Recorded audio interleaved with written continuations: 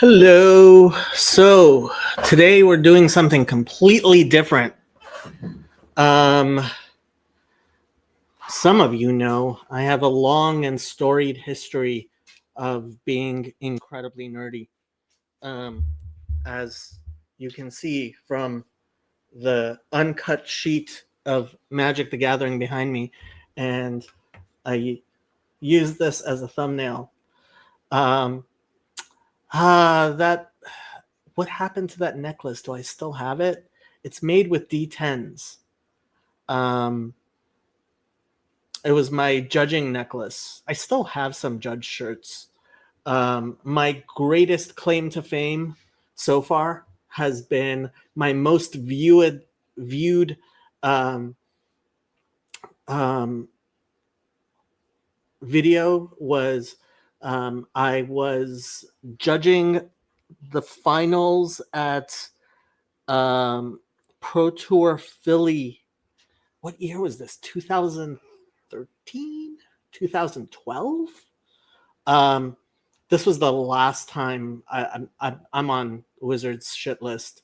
I don't know if they even remember me now, but somebody asked me in the finals if the Dryad Arbor was still a creature under Blood Moon, and yes, it was. So I said yes, and then my phone started going off with all my friends texting me, "I saw you on the Pro Tour. I saw you on the Pro Tour."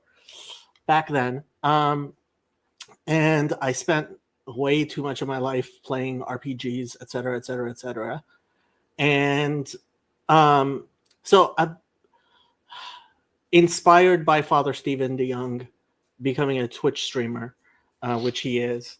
Um, I I have been digging into games, and so Pathfinder Kingmaker has a really, what I think, an excellent introductory. So I never played Pathfinder very much. I played a lot of 3.5 D&D.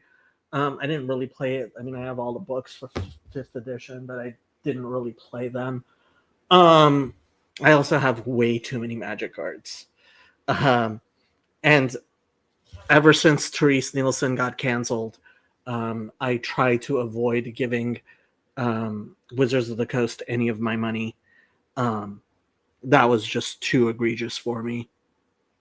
You can look up Therese Nielsen if you want to see an excellent artist who was canceled for her wife. Yes, we won't get into that, but her wife being too right wing on Twitter by liking the wrong posts. Like, when that happened, it was just like, okay, I am done with Wizards of the Coast. Anyway, so if any of you, and funny enough, an Eastern Orthodox friend of mine was getting me back into playing Diablo, the original, in a simulator. And so this DLC is really good at, I mean, first of all, it basically is Diablo in a very real way. And it's fun to play. And let's see, does this work? Yeah. Dawn says, you do look very judgy in that photo. So I'm going to try to keep an eye on the whatchamacallit, on the chat. But this was mostly kind of like I just low brain, it was a weekend.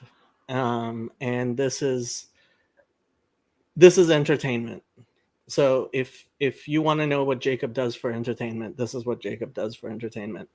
But I thought, so because I was getting into this, I don't know all the really down detail, like Pathfinder system is, I mean, just like 3.5, it is based on 3.5. And I mean, if you know the history of the original D&D, etc., which a lot of people don't. And so I was looking at some of the videos that are available, guides and stuff, and like these were all people who had just picked it up and like done 20 hours of reading, and now I'm doing Pathfinder, and I was like, okay, there's so much more depth here. So if you want really like, we can talk about first edition nerdiness, um, and we will. But I as I was playing it, I was like, this is a really good. The DLC is just really good for learning the system. It allows me to play around with it, see what works, what doesn't work, etc. In the combat system. And I've never been too much of a die roller. I was always more a role player than I was a die roller. But for mindless stuff where you don't want to do a ton of reading. So, okay. So this is the DLC. I think I've pretty much set everything to defaults again. I'm going to be doing turn-based because that's that's how you do tabletop. And this is actually a good way of learning tabletop. And like the game and the DLC, this is from years ago, aren't that expensive. And I hear the newer games are really good, but I just found this DLC to be really good for being kind of mindless, and at the same time, for learning the gaming system well. I don't know if somebody actually wants to jump on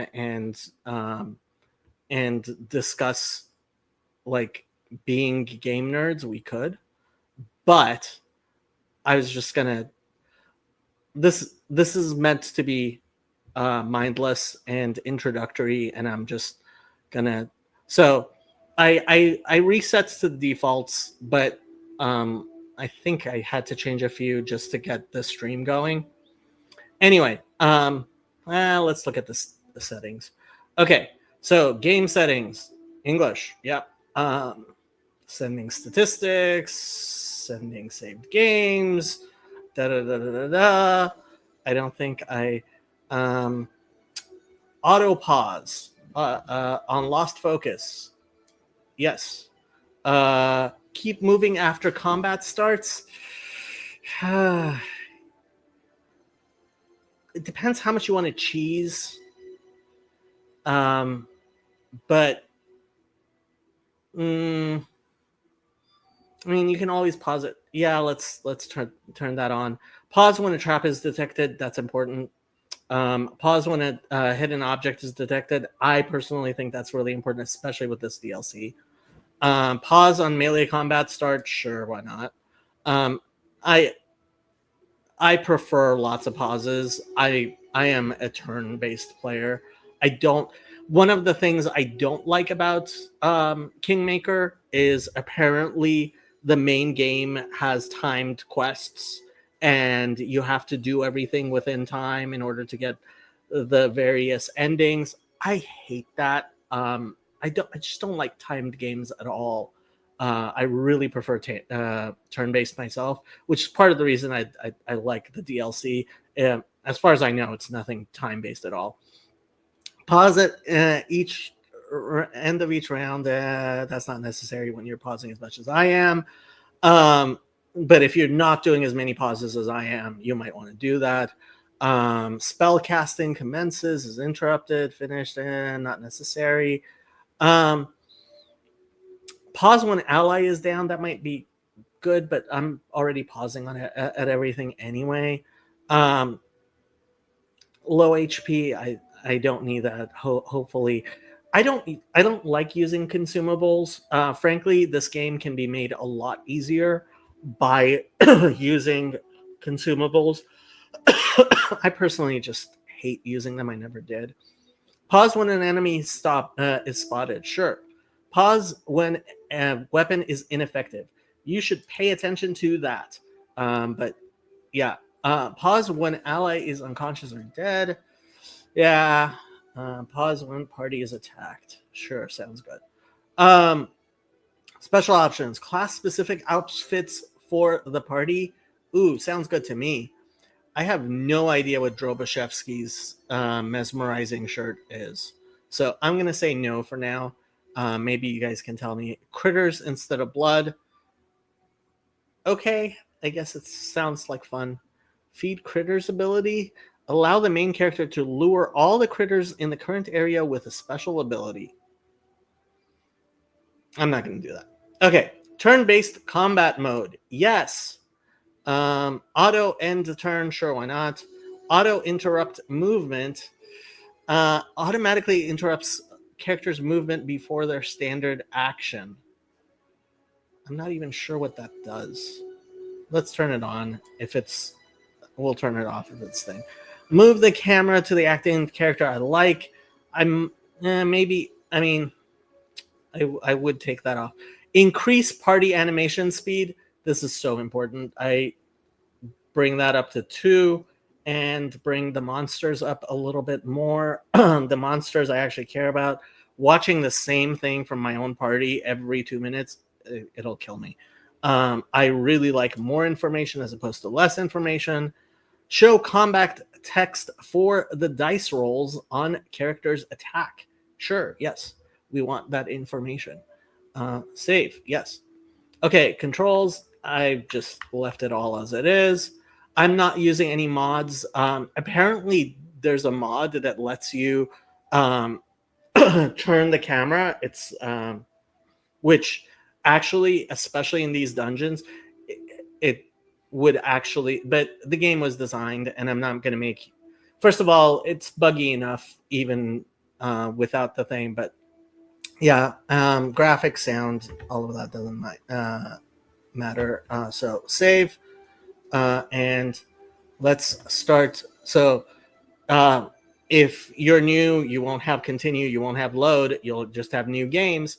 And this is a DLC you have to buy. So we're not paying the main story. I highly recommend starting with this DLC. I think this DLC is much better as a tutorial than anything else I've ever seen.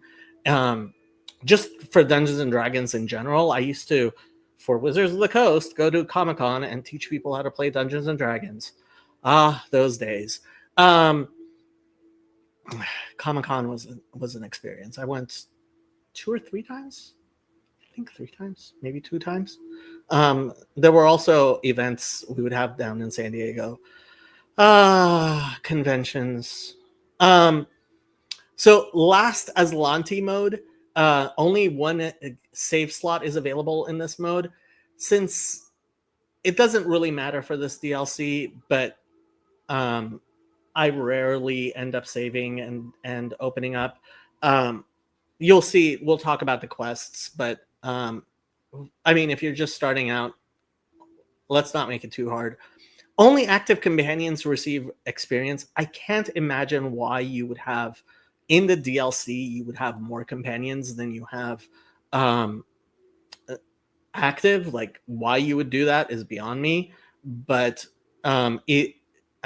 generally the answer to this should always be on, because you want those characters which are earning you the most experience to be the characters which are advancing. So there's 2 theories on this. You want all your characters to be keeping at the same level. That's one idea some people have, because, oh, well, if this character is causing the other character, it's not getting experience, right? So pooled, not pooled. I think the difference gives me a better view of what exactly, like, what the differences between characters are. So I'm I'm usually both big on this, and there's another setting which is experience related. We'll get to. So I am going to play the game on challenging, not hard, because frankly, wipes do happen once. Even here, like I would prefer Death's Door and remove negative effects on rest and Dead Companion rise after combat.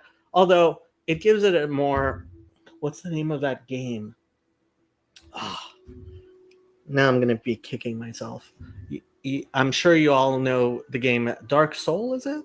No. It's anyway. So I mean, character wipes, especially with the DLC, you're creating characters over and over again. That's what I like about it. I mean, frankly, this DLC I think is a great way of um, learning Pathfinder. Okay, so um, yeah, so auto level up definitely down because you want to learn things, right? The party's speed depends on the carrying weight, on the weight you're carrying. I guess. I mean, you can turn off the encumbrance system if you don't like. Um, enable character retrain. I don't think the DLC has that, and there's no kingdom in the DLC as far as I know, so it doesn't matter. So only active companions receive experience. That's the one it asked you about previously. Only skill user receives skill check experience. That also, so what you will find is there are two skills that are really really important, and many of the skills are not. So a lot of the characters we're going to be looking at, it's going to be a little min maxed just for the DLC. I'll try to not be insane about it, but yeah, it is what it is. Okay. So the rogue is going to level up much faster. The rogue is also going to do vastly more damage than everything else. Um, and I haven't even told you guys. I mean, if you don't know what a rogue is, but we'll get into that.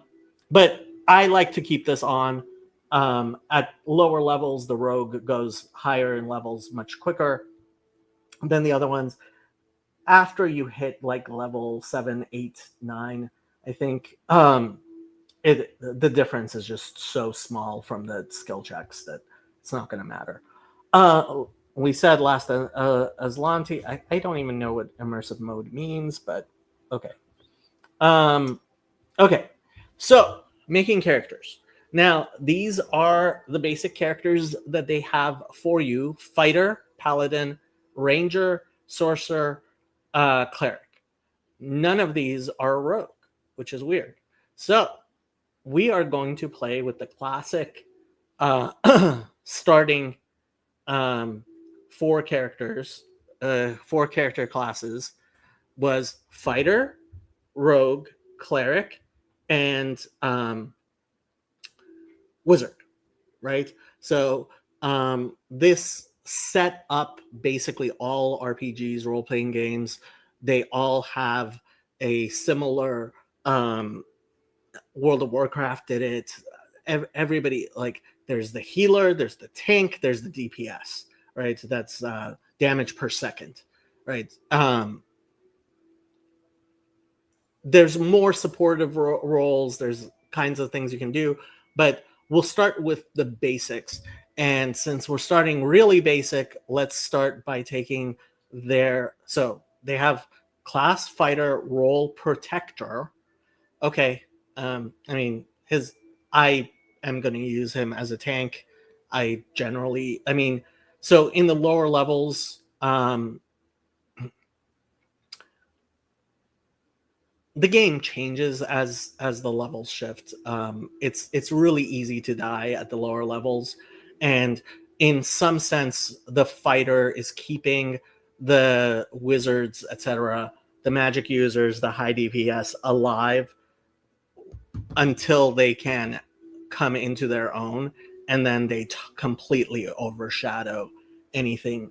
And frankly, I mean, how I would play this, and I have been playing this, is very different from how the game was designed, because the DLC is very specific. But anyway, we'll start with the fighter.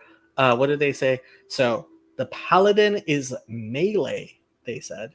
Okay, so melee is close combat versus ranged combat, and it's with martial weapons as opposed to magic, and magic comes into variety. There's divine magic, which paladins have access to, and arcane magic, which paladins do not have access to. Okay.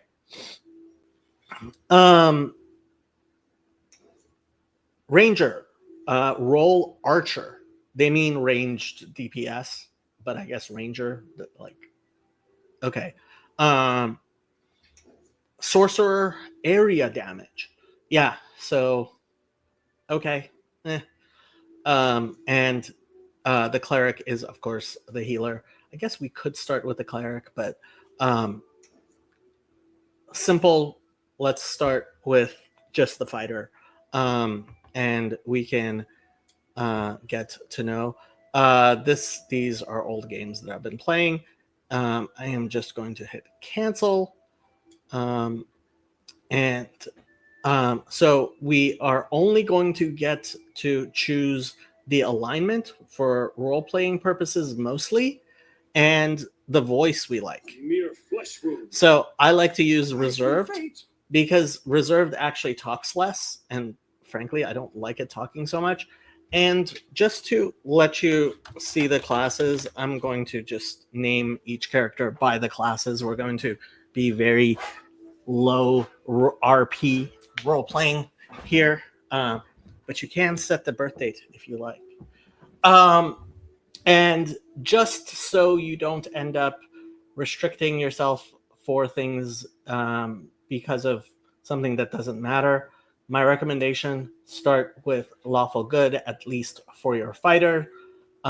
Generally, I would say start with all of your stuff being either lawful good or lawful neutral or true neutral, one of these three, because it won't restrict you too much.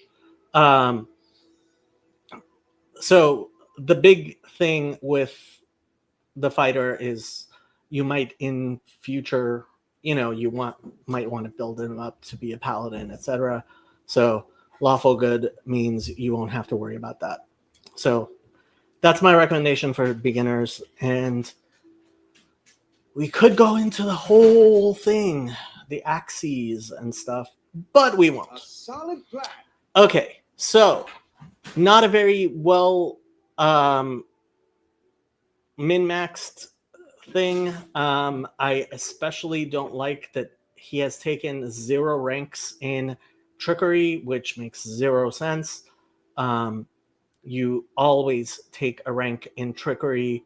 We'll talk about it when we get there, but that's the biggest thing I don't like. Also, he's shield spec'd. The 2 feats that they chose are 2-weapon fighting and shield bash, right? And I would not have chosen that early on, especially since, frankly, using a shield is rarely something I recommend anyway. Okay, anyway, especially in this game, but okay. Okay, so we're going to start with this fighter and see what it's like.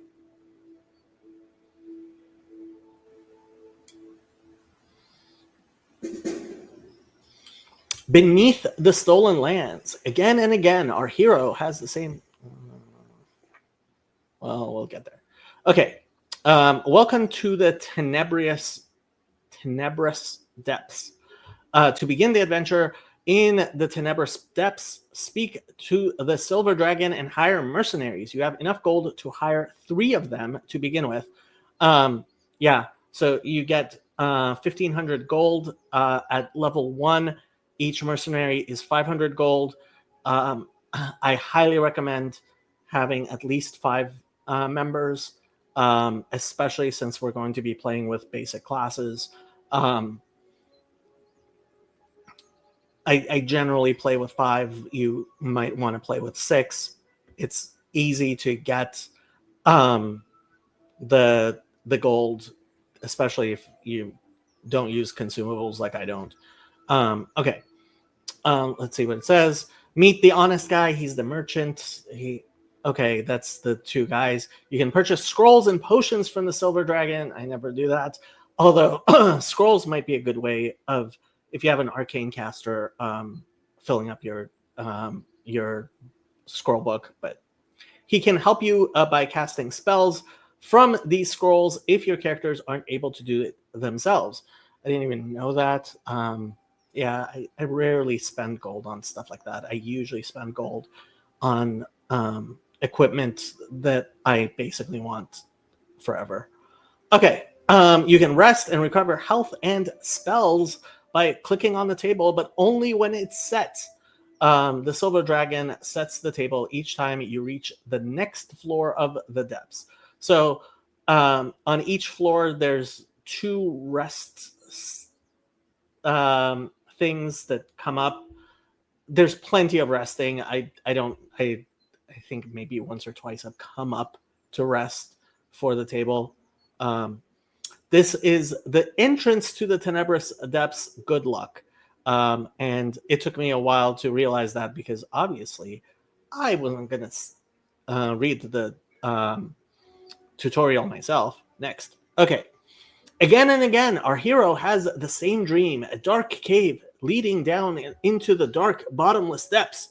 Our scouts found the entrance of this to this cave, but they were not foolish enough to venture inside, and rightly so, for they weren't the ones summoned by nightly visions. That pleasure belongs to the hero, which means that he'll have the honor of being the first to explore this new and deadly dungeon. Onwards! Explore the dungeon. I was a little worried that it was going to be a trap, but to tell the truth, I was even more afraid that we wouldn't find anything interesting. Well, at least that fear didn't come true. We discovered a properly frightening entrance to the dungeon, and that means there's work to do. Let's see what adventures await us inside. So there is a quest that you're supposed to complete by going into this dungeon 5 times total. There are 4 mini bosses and then the final boss, and that is something that gets taken into the main game. But this is just fun to play anyway, especially if you liked playing Diablo, which I did. Is that, yeah, okay, so that's what's available there. Here we are. This is going to bother me a lot, so I am going to have to move my manually, because that's how it's working. This is too tall. Let me change this. Yeah, this is not going to work.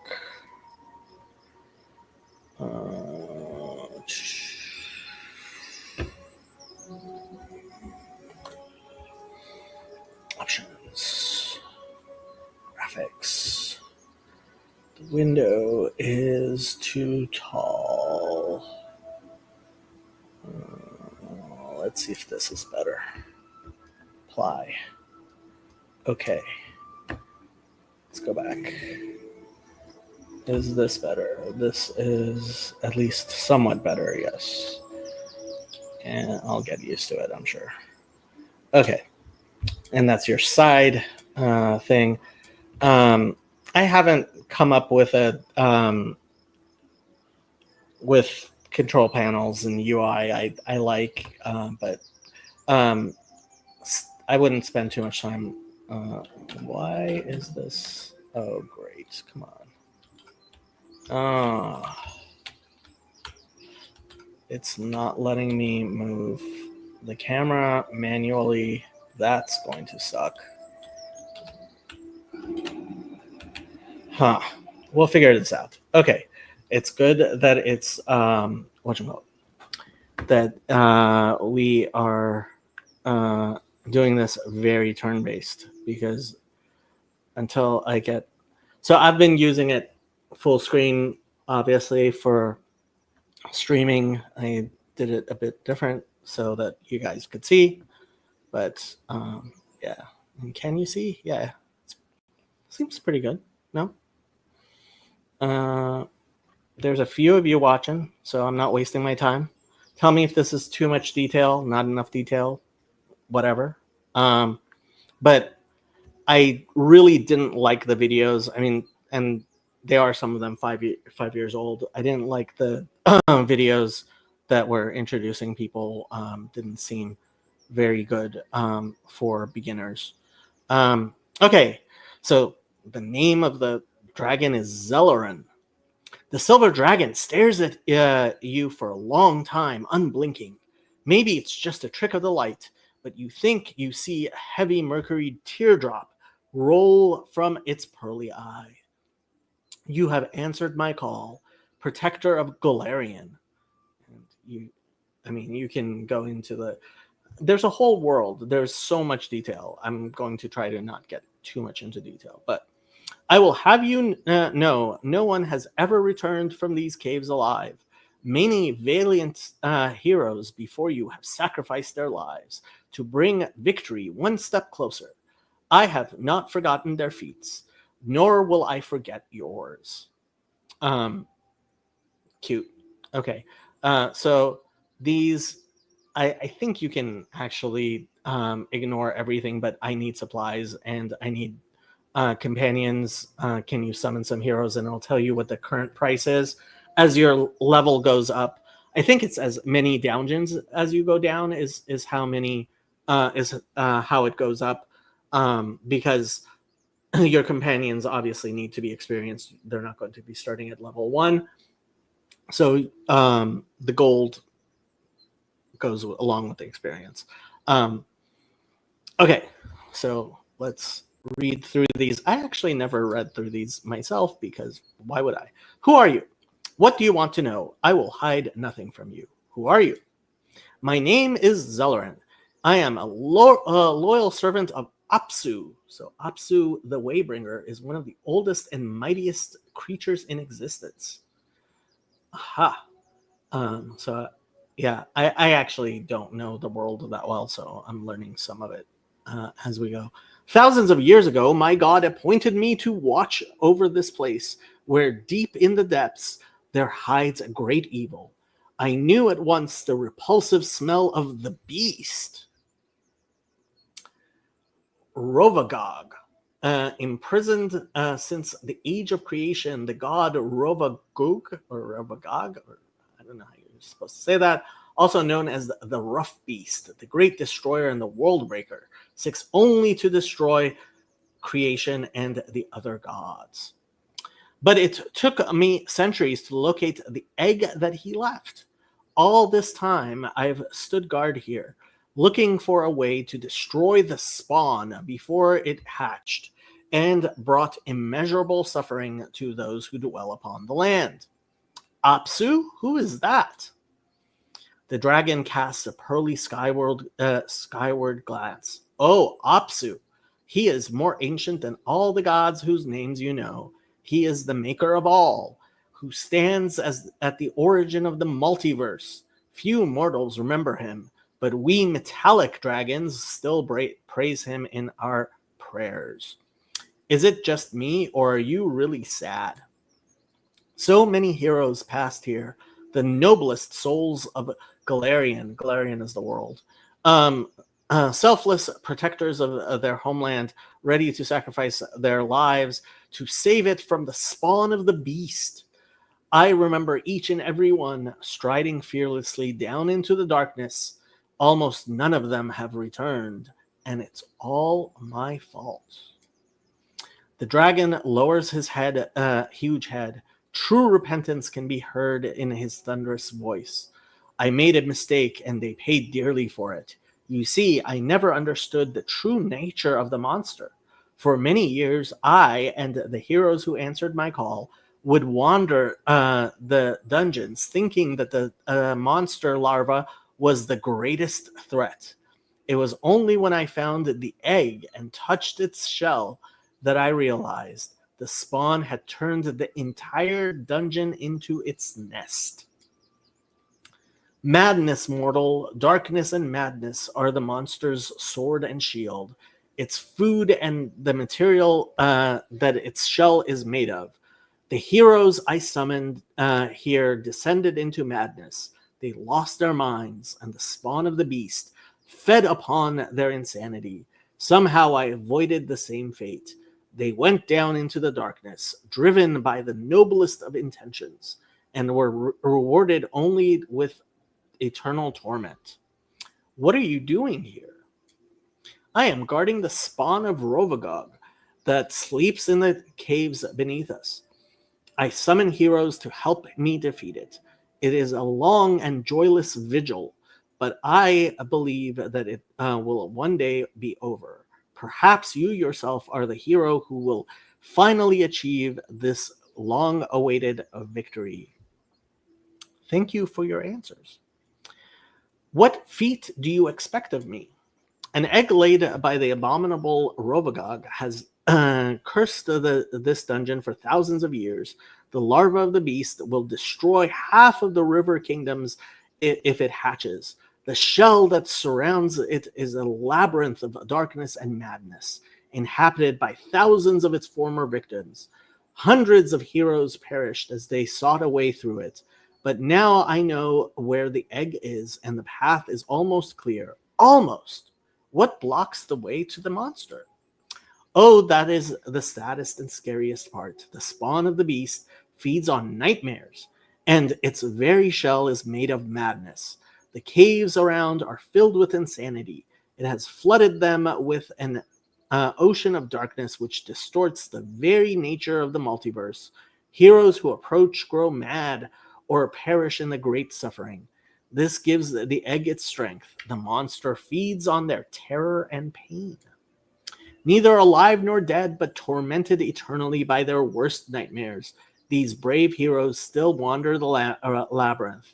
Find and destroy 4 of their strongest, and the power of the beast's madness will weaken. Then I'll be able to crack open the shell. We must destroy the monster before it hatches and it grows strong.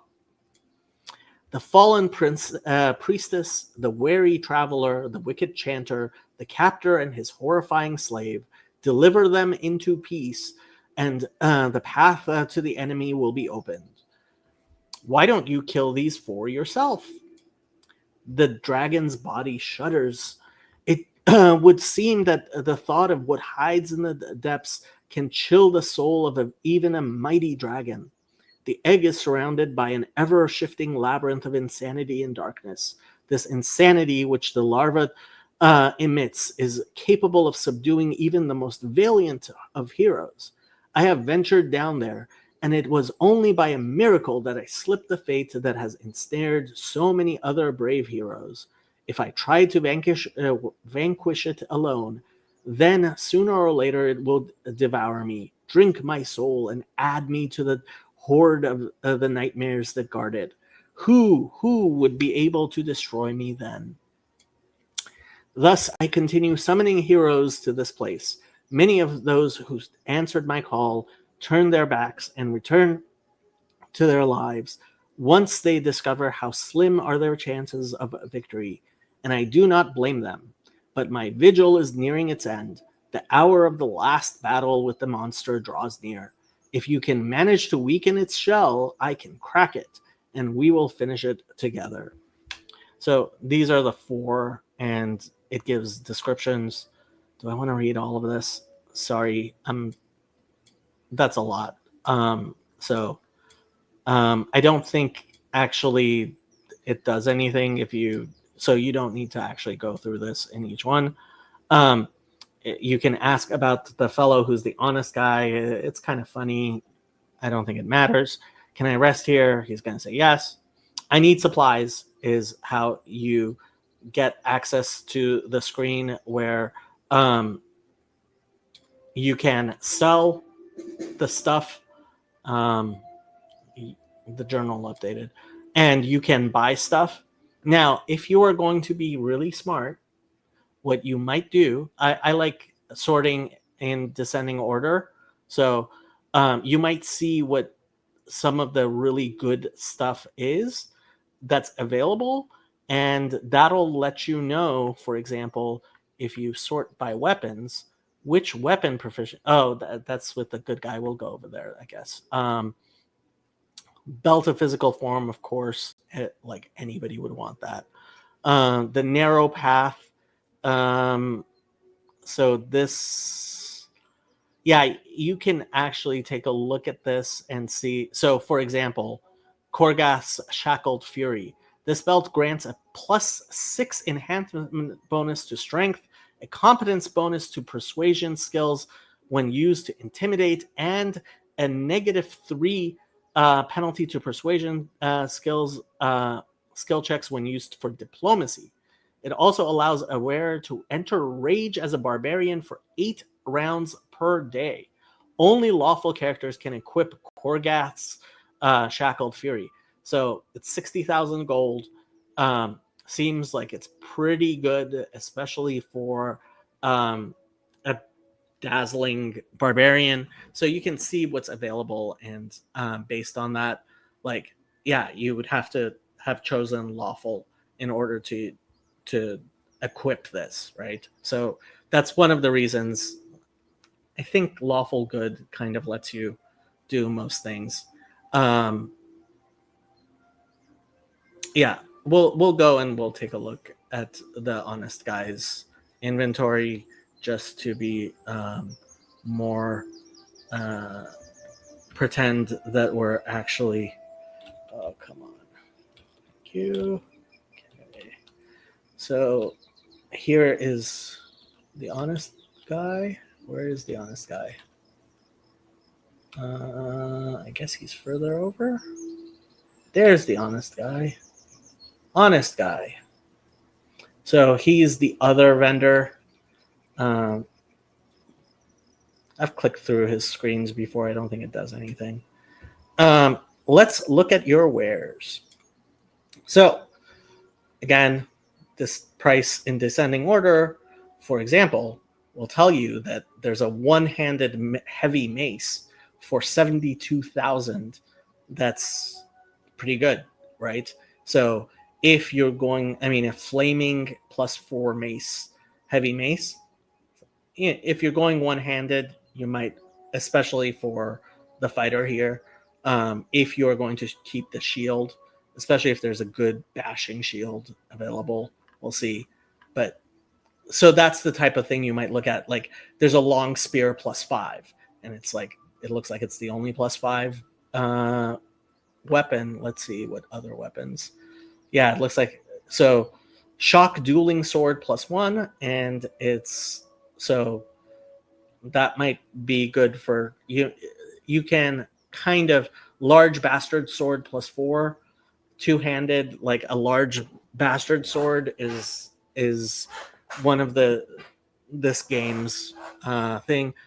Persecutor is a monk weapon, seems okay. So you might want to base your characters on this stuff, or not, because you're going to be redoing the dungeon. You have to redo the dungeon, so only one of the 4 characters shows up in the dungeon on a random floor.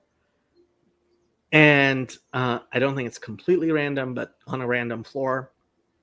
And the good thing is, every time you go down a level, you get a bunch of experience, and so you're leveling your character very quickly, which lets you see all of the various characters and all of the various abilities and stuff, which is why I think this is so good as a tutorial into the system. And for myself, like that's how I learned a lot of the characters, was just by playing this a bunch of times.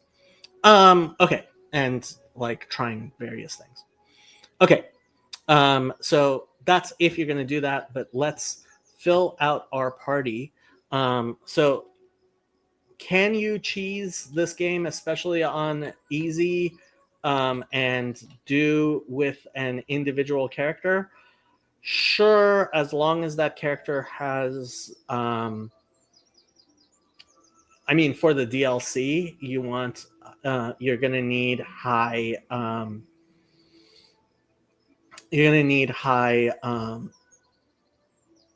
trickery and perception, and for the main thing, high persuasion is huge. So you might want to end up with a probably. I mean, if you're going to try to solo it, you're going to have to use a sorcerer. But generally, the game's made for 4 to 6 characters, and that's like, I think 5 is generally optimal. So we have enough gold for 3 right now. So let's start with the basic. I would say the basic for. Hey Adam, how you doing? I would start with the basic for most simple stuff, just as an introduction, and then we'll buff it up as we go, and it'll be fun. So we have a fighter, and next, so the 4 classes are fighter, cleric, thief, and wizard. So we're going to do, those were the original 4. And then for the 5th, we'll do a bard, which was the prestige class that existed, which was a thing. And that should be enough to hopefully get us down to the first boss, and then we can try again with more characters and other characters. So let's use her as the portrait of the thief.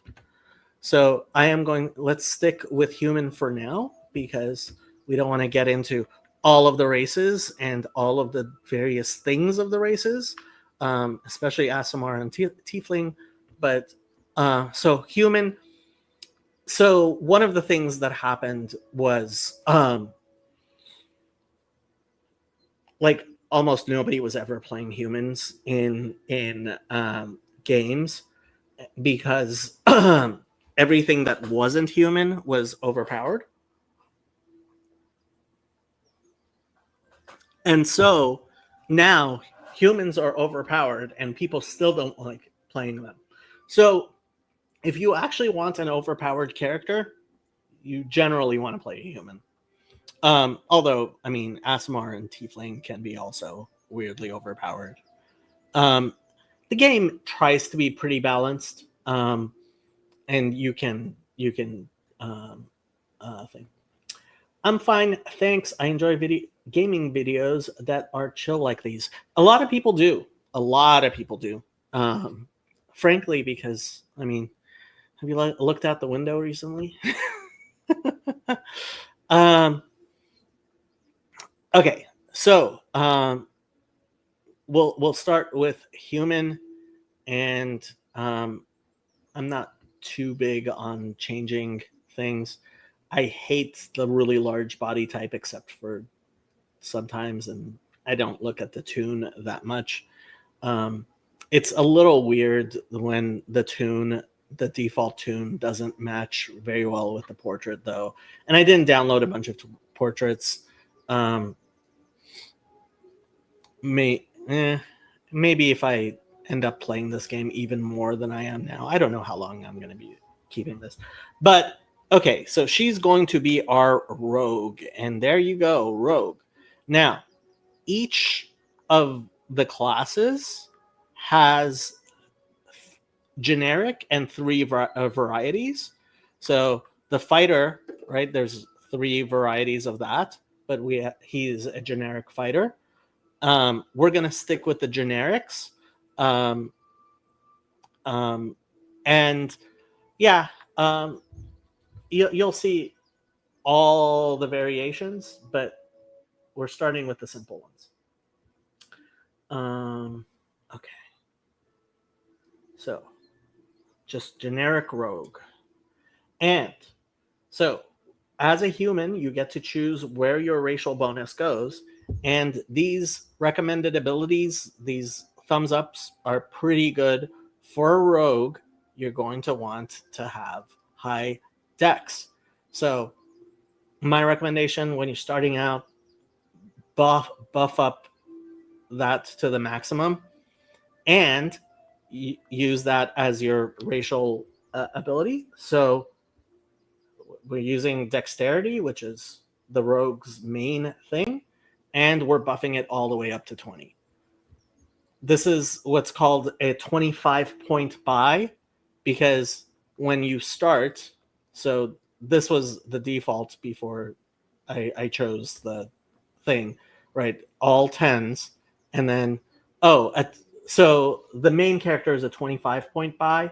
The companions are 20-point buys, and so you as it goes up, right? So let's say you want to go from 10 to 11, right? It's 1 point. To 12, 1 point. And it tells you right there how many points it is, right? And minus, right? So you can take it all the way up to 18 is the maximum, right? And to go from 17 to 18, to go from 16 to 17 is 3 points. To go from 17 to 18 is 4 points. So it's 7 points to go from 16 to 18. And that's for 1 modifier difference. Basically, you want to be at the evens because everything gets rounded down. The 10 being the normal. I noticed a percentage in your answer to the dragon was some dice roll involved. There shouldn't have been any there were numbers next to it, but that's just so you can type in numbers instead of choosing on the thing, I believe. Okay, so this is mostly a D20 system. So I don't know if you saw my thing.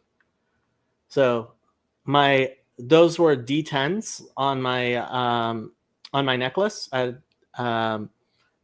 And so the original system was the number of sides dice have, and I could bring out my bag of dice because I have a bag of dice, because in a Crown Royal bag, because you do, and the number after the D is the number before the D is the number of dice you roll, and the number after the D is the number of sides to the dice, right? So if it says 1d4, right? So there are 4-sided dice. A normal die that you're used to is wow, this picture's is it from 20 years ago? It's probably almost 20 years ago. No, it's not fully 20 years ago. Probably 15. 2000. Yeah, it's probably 15 years ago. Long time. Yep, Crown Royal bag of dice is a classic. You have to have a Crown Royal bag of dice. Okay, so most things are D20s when you roll. 4d6 would be 4 normal dice, and you roll it, and that's the number you get. So the possibility of 4d6 is from 4 to 24. right? Somewhere in between. And if you know enough about statistics, you know how those things work. We won't get into all of that, but it's a D20 system, so any change is about 5%. As you go higher level, those things change, but each +1 is generally about 5%. Damage, it's a lot more. So we'll see. But so you can look at all of the information, but just what you want to do, you want to starting out, I would just max out the main stat. Each class has a main stat. Okay. Now, and then generally you can dump 2 stats, which means bring them down to 0. For a rogue, that's not as much, but what used to be the case was charisma was the dump stat for everyone. One person, like your cleric or whoever the face was, would have lots of charisma. Everybody else would use it as a dump stack. So things have been balanced more with more modern stuff, but and in fact now charisma is like one of the stats you can't dump. Really, as the game progressed, things have been balanced more and more. And part of the reason people play Pathfinder is because it is so balanced. It is very balanced. The DLC, obviously, I mean, there's only so much balance you can have when it's a DLC, and even in the main thing. So for a rogue, you can dump charisma. Some people dump strength. You can dump strength. You can even dump intelligence. I don't recommend that for a rogue. In fact, for a rogue, I recommend having at least a 13 intelligence because it gives you access to some of the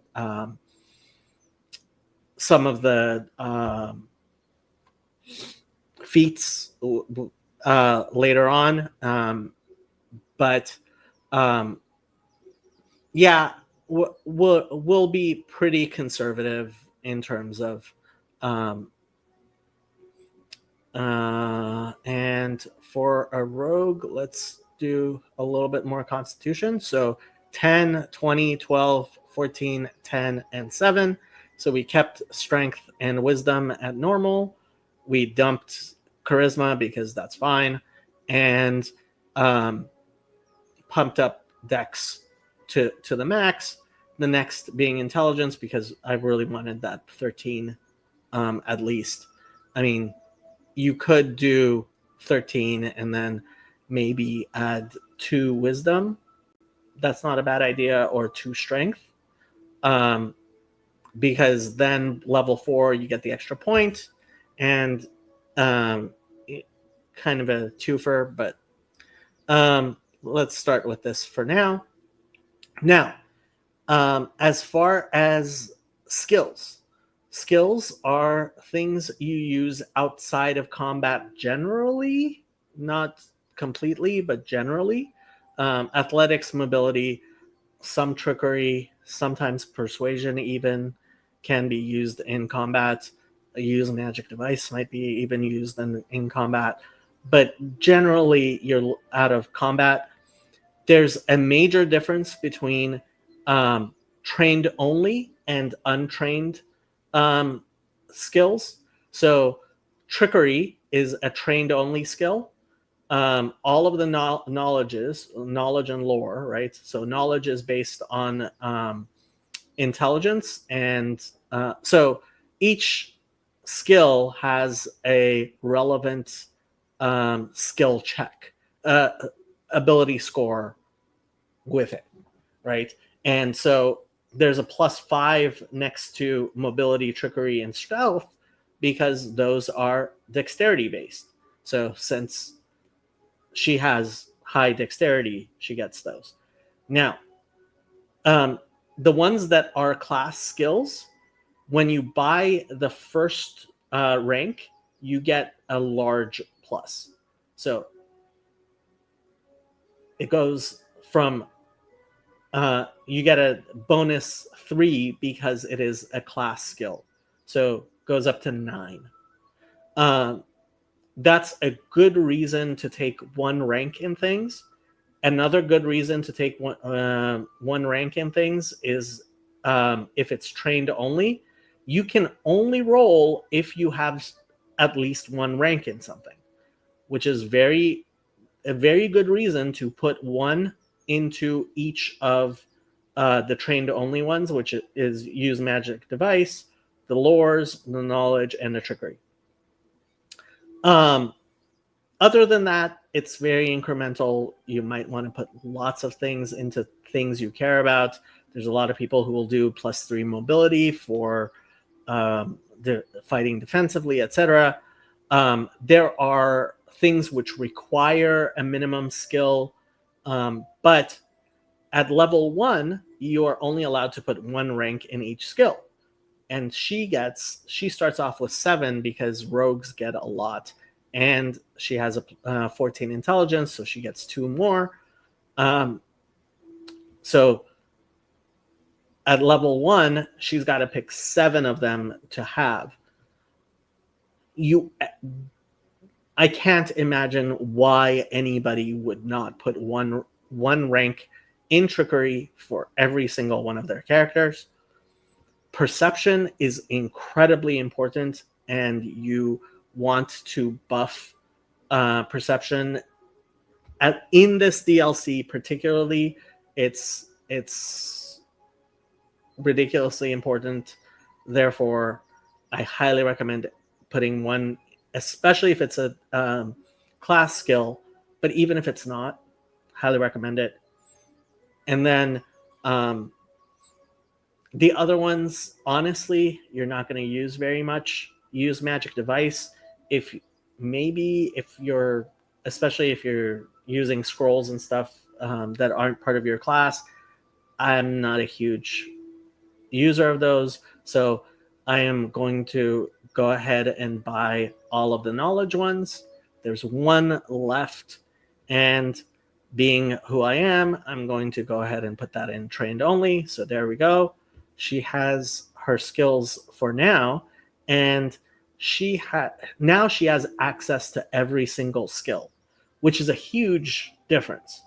Then you can decide which skills you're actually using and how important it is. Perception, I think you'll see, is very important, especially in this dungeon. Okay, so being human, she's going to get an extra feat. Generally, it's a good idea to take the feat that they're recommending. Do I want to be simple about that and just do what they're recommending?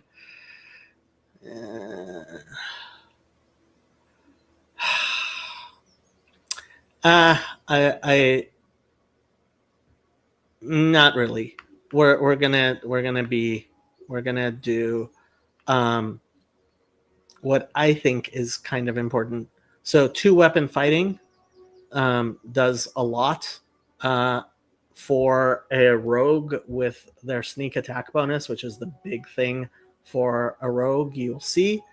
And perception and trickery are really, really important. Deceitful gives +2 to persuasion and trickery.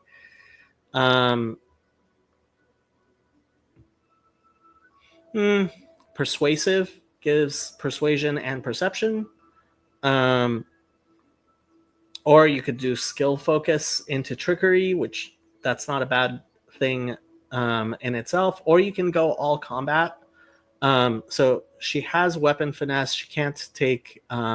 so if you go down here, you can see all of the things that you can't choose yet. and yes, there's a lot of them.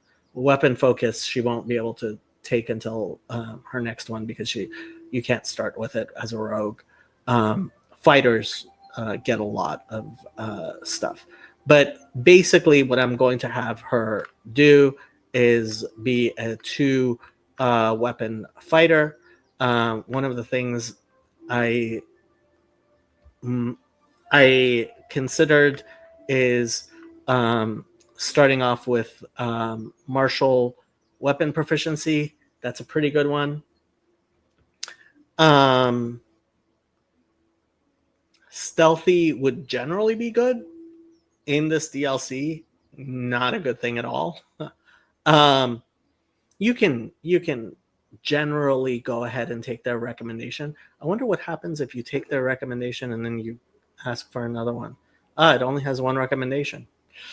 I'm not a huge fan of the thing. The alertness +2 perception. I mean, if you're going max perception, you might take this, but I mean, skill focus perception gives you more. There's other ones which give you perception plus other things, like deceitful, right? Gives you persuasion. Perception. So where was? There's a lot of ways of getting persuasive. Gives you +2 perception and persuasion. So like just taking alertness doesn't make a lot of sense unless it's later. You know what? I am going to. You don't want to take any of the down arrow ones. Like, do yourself a favor. I can't. It has to be a very rare thing. If you actually know what you're doing, maybe. Piranha Strike. Yeah, that's probably going to be one of those that eventually she's going to want. I'm just going to do combat expertise. Combat expertise is one of the reasons I wanted 13 intelligence. It's a requirement for a lot of other things later. And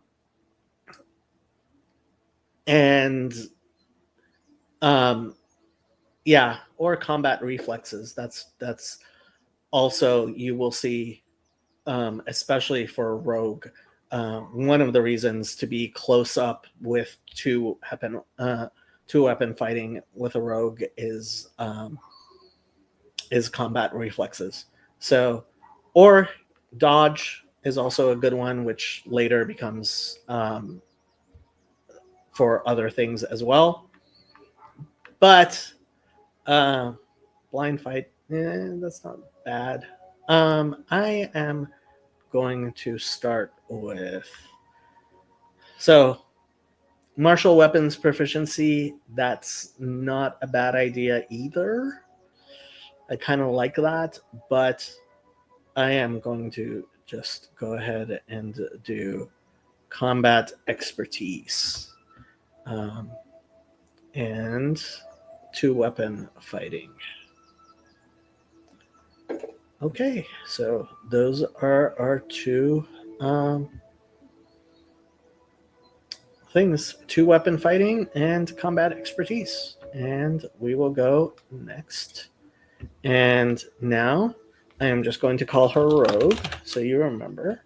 And I am going to do lawful good because that's the simplest. And I am going to do reserved because I think that's the one that talks the least. I failed. I would actually maybe turn off the. I think I can somewhere, but yeah, not a huge fan of the voices. Okay, so now we have a fighter, a rogue, and we need our cleric and our wizard. So 2 more.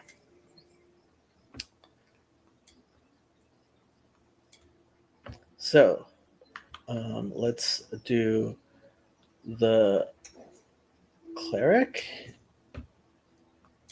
and I like him for cleric. And let's make him big because he's going to be our big buff guy. And why is his skin not dark and his hair dark. There we go. That looks like him. Doesn't that look like him? That looks like him. Okay. And we're sticking with human. And we are going to do cleric. Basic cleric. So we're doing lots of basic stuff. And they do have pre-mades and stuff. But, yeah. This is to learn the system. So, and then you have to pick a god. And the main thing about the gods is that they, and you can read through all the gods. They have alignment requirements. They give favored weapons, means it gives you a proficiency if you wouldn't otherwise have it. And they give you access to particular domains. Okay, so those are the important things about which god you choose, and there's a ton of them. And I am going to make it simple for you and just pick the first one, Abadar, ABA. I think they wanted that to be the first one for good reason. It actually does have the domains are all pretty good. And it gives you like crossbow, which is nice. So it's a pretty good one actually to start off with. Although, I mean, his strength is going to be pretty high up. Mace.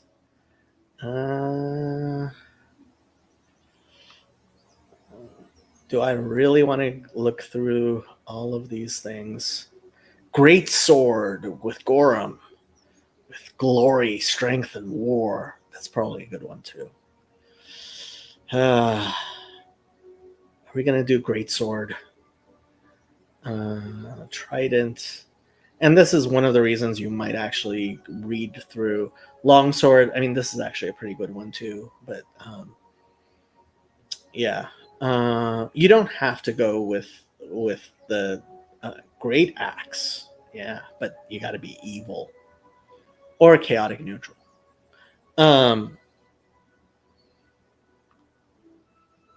Glaive. Okay, we are going to do what I originally said, which is go with Abadar.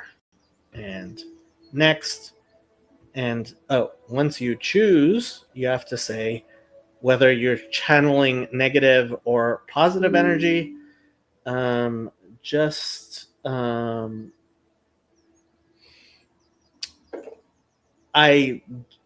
Even with evil characters, I would generally go with positive energy, but yeah, it used to actually be required, but now you get oh yeah. So why is it asking me like Abadar is not a neutral god? Oh yeah, Abadar does allow evil, so it's not a good god. So that's why it's asking if you want to channel positive or negative energy. Let's channel positive energy, and you select two domains, and the domains have these powers that they give you both at the beginning and then later on. And domain spells,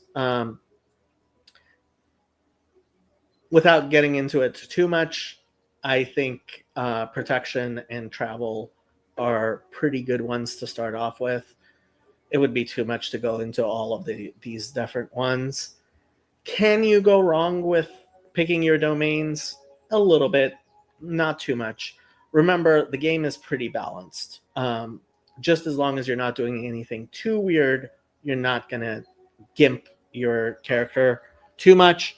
Multi-classing can, if you stay purely with one class,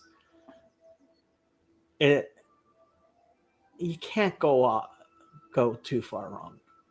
You can go too far wrong if you start multi-classing and doing all kinds of weird stuff. And you can really, really mess up a character.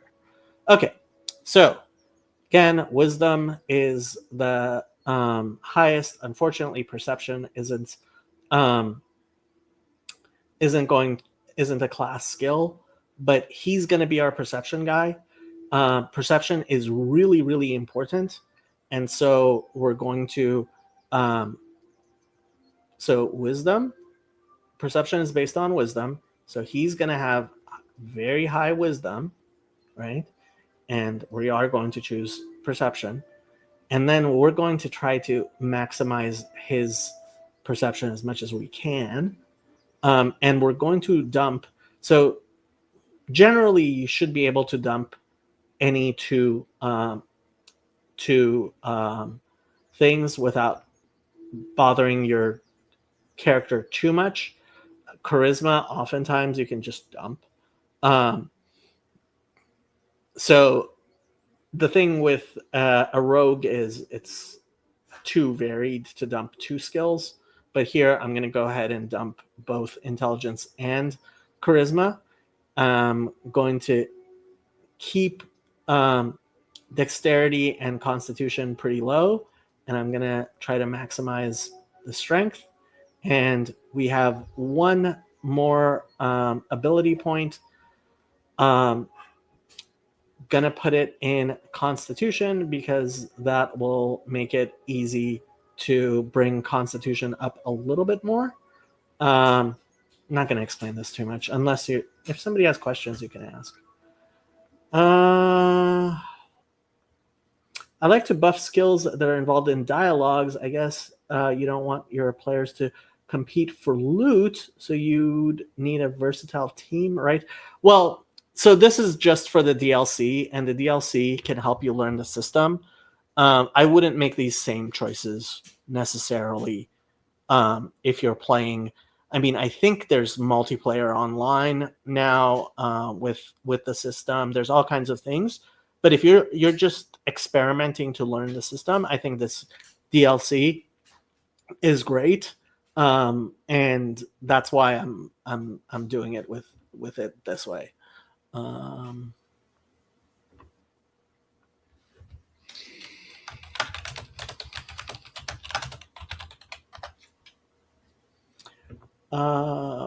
are we? I have way too many windows open. What's going on here? Let's get rid of some of these and go back to stop. It's not stopping. Okay. Okay. There we are. Sorry about that. Okay. So, that's for our abilities. Again, always want to put one rank in trickery. No reason not to. You want to buff perception if you can. So religion. So he's out of points. If I had more points, I would put one into religion, but we dumped intelligence. Okay, so what are we going to do? Spell focus. He's not going to be much of a caster. I don't even understand why you would do spell focus. I am mostly concerned about his perception being high enough for this dungeon. And so I am actually going to do skill focus perception, but that's for this particular dungeon. It's just really high to have high perception. And frankly, I would even do alertness, but there are other things that give you alertness plus. So, and we might even take alertness after that. Where was it? Although extra channel is nice on a thing. So if you're not going to go over on thing, where was... So persuasive gives you perception and persuasion. We don't need persuasion, but at least it's better than alertness.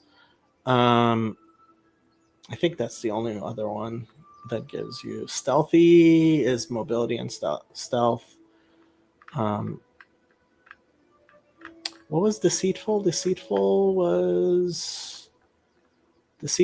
was persuasion and trickery. If it was perception and trickery, I would definitely take it. But he's not going to be doing our trickery for us, hopefully too much. So let's go ahead and do persuasion, which is persuasion and perception. So we're buying with 2 feats, we're buying +5 to perception. When we look at the character, you'll see he's got +11 perception, right?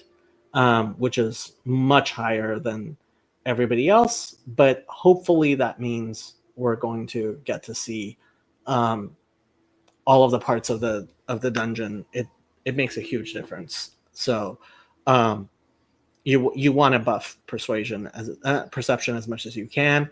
Frankly, if we weren't limiting ourselves the way I'm doing simple stuff, there's other things I would be doing to get a much higher perception, but we'll start with that. So those were our feats that we chose. Now we are going to choose spells. And he's a spontaneous caster. We will choose spells later. Nothing to choose right now. We will be reserved. We will call him cleric. Pretty sure lawful neutral. Yeah, lawful good works. Is it the only one? You're allowed lawful good, lawful evil, or lawful neutrals, or neutral, true neutral. Yeah. So lawful good. And if he wants to be a paladin later on, he can. Let us bide our time. Okay, so as you can see, big on perception here, and he'll actually be pretty good in combat as kind of an off tank. So we have our fighter as the main tank. He's going to be doing heals and off tanking. The DPS is going to be the rogue. And then we are going to get to the wizard. And the wizard, unfortunately, like all beginning wizards, is useless, mostly. You start off with a worthless wizard, and you raise him up, and he becomes far, far more powerful and overtakes the rest of the thing, which is basically the character arc of a lot of these games.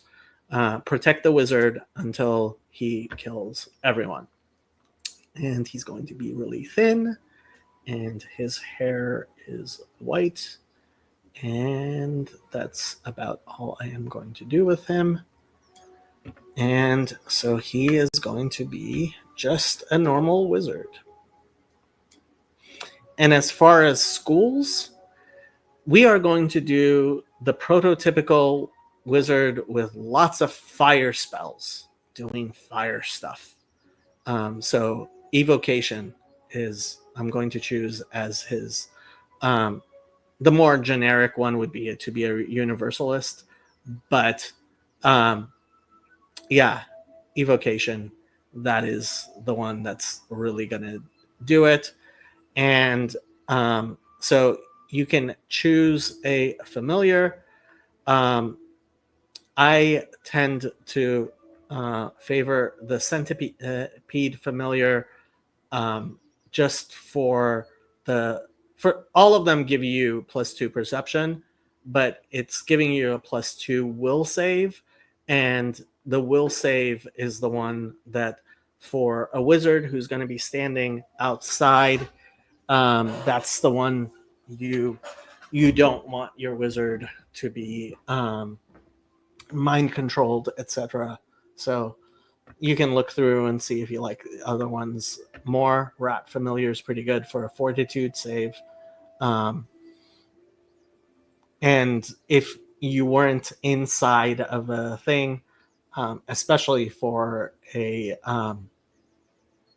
for the main thing, Viper Familiar is actually, you want a sorcerer.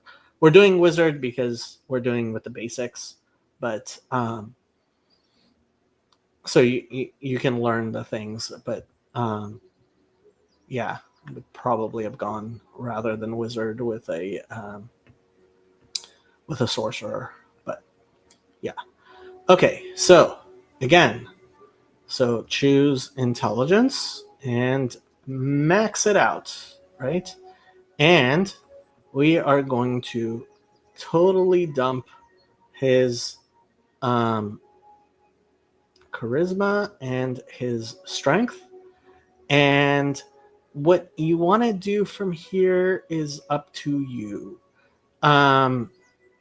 What some people would do is dump everything but Dex and Constitution. That's actually probably like around what I would play, and then maybe go up one with Constitution or go up one with Strength, or maybe, I mean, yeah, either Constitution or with Wisdom. But let's try not to be so extreme. So 16. And we still have one left over. And what's going to be? Let's do Wisdom. So this is the less extreme version. But yeah, if you're ever relying on his strength, you're going to be, yeah. So dumping charisma and strength for your wizard. Yeah, sorcerer, sometimes there's certain builds that actually is all strength and charisma. But okay, so again, he's, because his intelligence is so high, he's going to have lots of points. You want the trickery, you want the perception, you want the the whatchamacallit, the other thing. I mean, use magic devices. This is where I would go. You're opening up basically every skill you're actually going to use, and you're bringing up perception.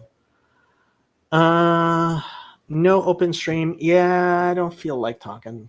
I mean, I'm talking, but I don't feel like talking about other stuff.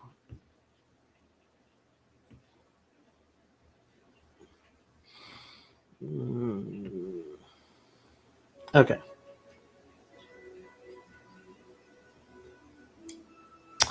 So, for a wizard, what are we going to do? Spell focus, evocation, greater spell focus, evocation.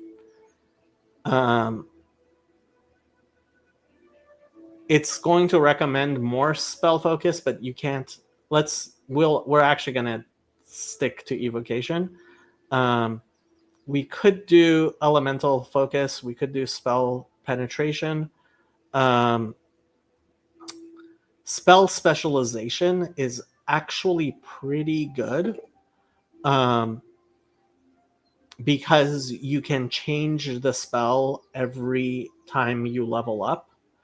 The other idea is, I mean, you could do elemental focus, but it's pretty early on to do that. So spell specialization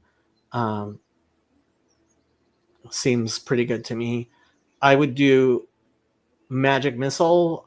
Some people would do burning hands.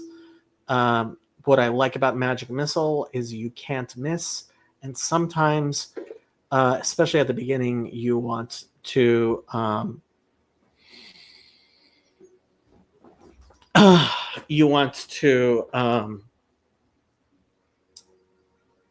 My brain will start working. You want to just take down that one creature. That's so. Some people don't like magic missile is not very good at low levels. At high levels, it actually gets much better. So it's going to ask you for opposition schools. So it used to be that opposition schools were set then, and it used to be that if something was in your opposition school, you were pretty much SOL. I wouldn't. Oh, yeah, you can't choose your own your specialist thing. As I was wondering what was missing there. I wouldn't worry too much about it. We're going to pretend that for what you call it, role playing reasons, necromancy and maybe divination. We'll say no to, or I mean, yeah, those are it. Everybody used to skip divination, but now opposition schools doesn't mean that you don't have any access to it. In the Pathfinder system, you have to use 2 slots to get the one spell, which I think is pretty a pretty good way of I wouldn't have thought of that as a way of balancing opposition schools, but it seems fine to me.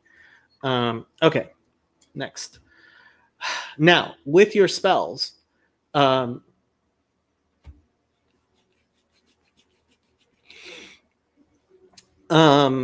thing with magic missile is you're going to get that with you're going to get a scroll that's you can either use once, or you can sell for 6 gold, or and I believe it has magic missile and mage armor, and I forget what else you get, but so I mean, you're getting a lot of spells, and you do have access to everything else, so I wouldn't worry about it too much.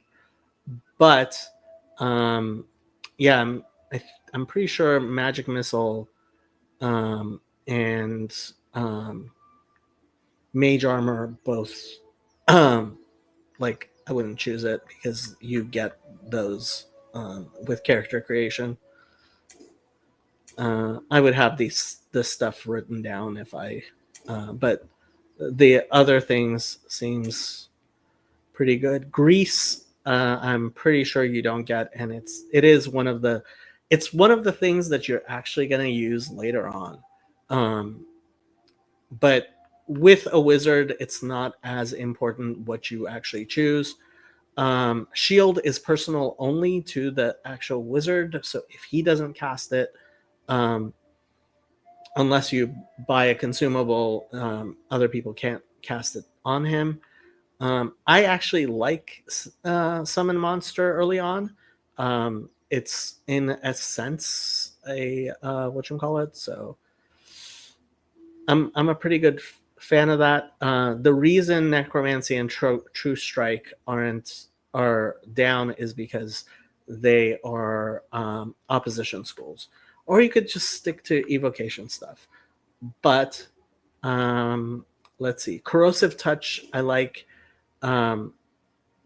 because you're going to be seeing trolls. And so fire and acid, especially there are branded trolls in this game. So yeah. I get one more. Let's do protection from alignment.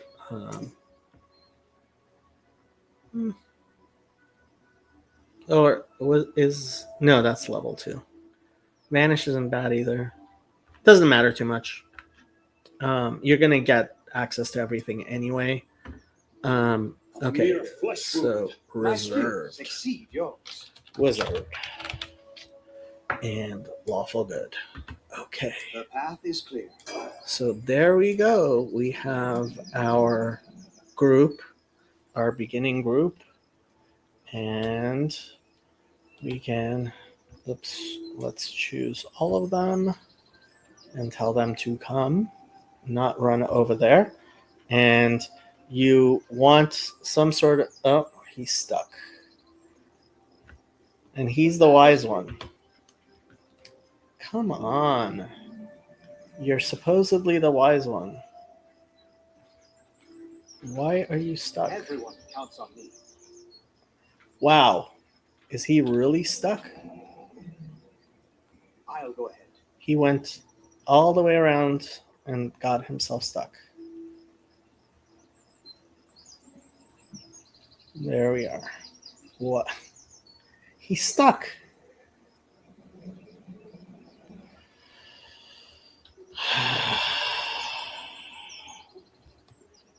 I love when stuff like this happens. Can he get out? Let me see if how did he get stuck? First of all, let's move him. So this is marching order. Doesn't matter too much, but let's see if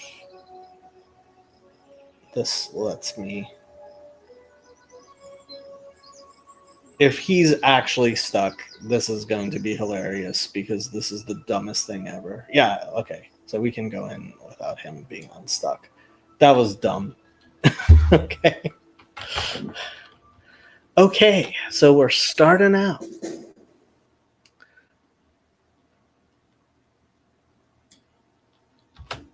And just to do a few simple stuff, you're really not going to use the burning torches much. So he's not going to use his dagger, and she is going to use his dagger. And that's a good thing to start off with. I don't actually use the consumables at all, so I am going to take... Oh, we might leave the Cure Light Wounds potions, but Reduce Person I never use. And so copy to spellbook, copy to spellbook, copy to spellbook. This we already copied to spellbook, and I'm never going to use. So there goes that. And so we're ready to rumble. Was there anything else I wanted to show you guys before we go? Nope, I think that'll do it. So now, once you find the downstairs, what I recommend is actually going through and doing a search algorithm, which is by following one of the walls. Just follow the entire map, right? You see the map right now? Wow, it's given us more information than I knew it would, but okay. I think that's what the perception, yeah. I think that's what the success gave you from the knowledge world. And it told us that there are kobolds around and gave us some information about that. So there's a lot of information here. Yeah, I don't know if I'm going to go ahead and go through. I want to. So he's got charge and shield bash is on, meaning that he's always fighting with 2, which we want to leave. You might as well actually take that off the thing, but it doesn't matter. Fighting defensively, certainly early on, it's not a thing, so I'm going to take that off the toolbar. For him, where he's going to change his spells a lot. Now, the one thing about clerics is they can exchange their spells at any time for any of their spells for an equivalent cure, because what generally used to happen way back when was your clerics always had a like they only got to select cure light wounds for everything. Oh, what's my spell selection? I'll read through the spell book and take cure light wounds. So that got fixed by any spell can be cast as cure light wounds. So you never need to choose cure light wounds as the spell you are going to learn for that day. There are two types of spellcasters. There are spontaneous spellcasters.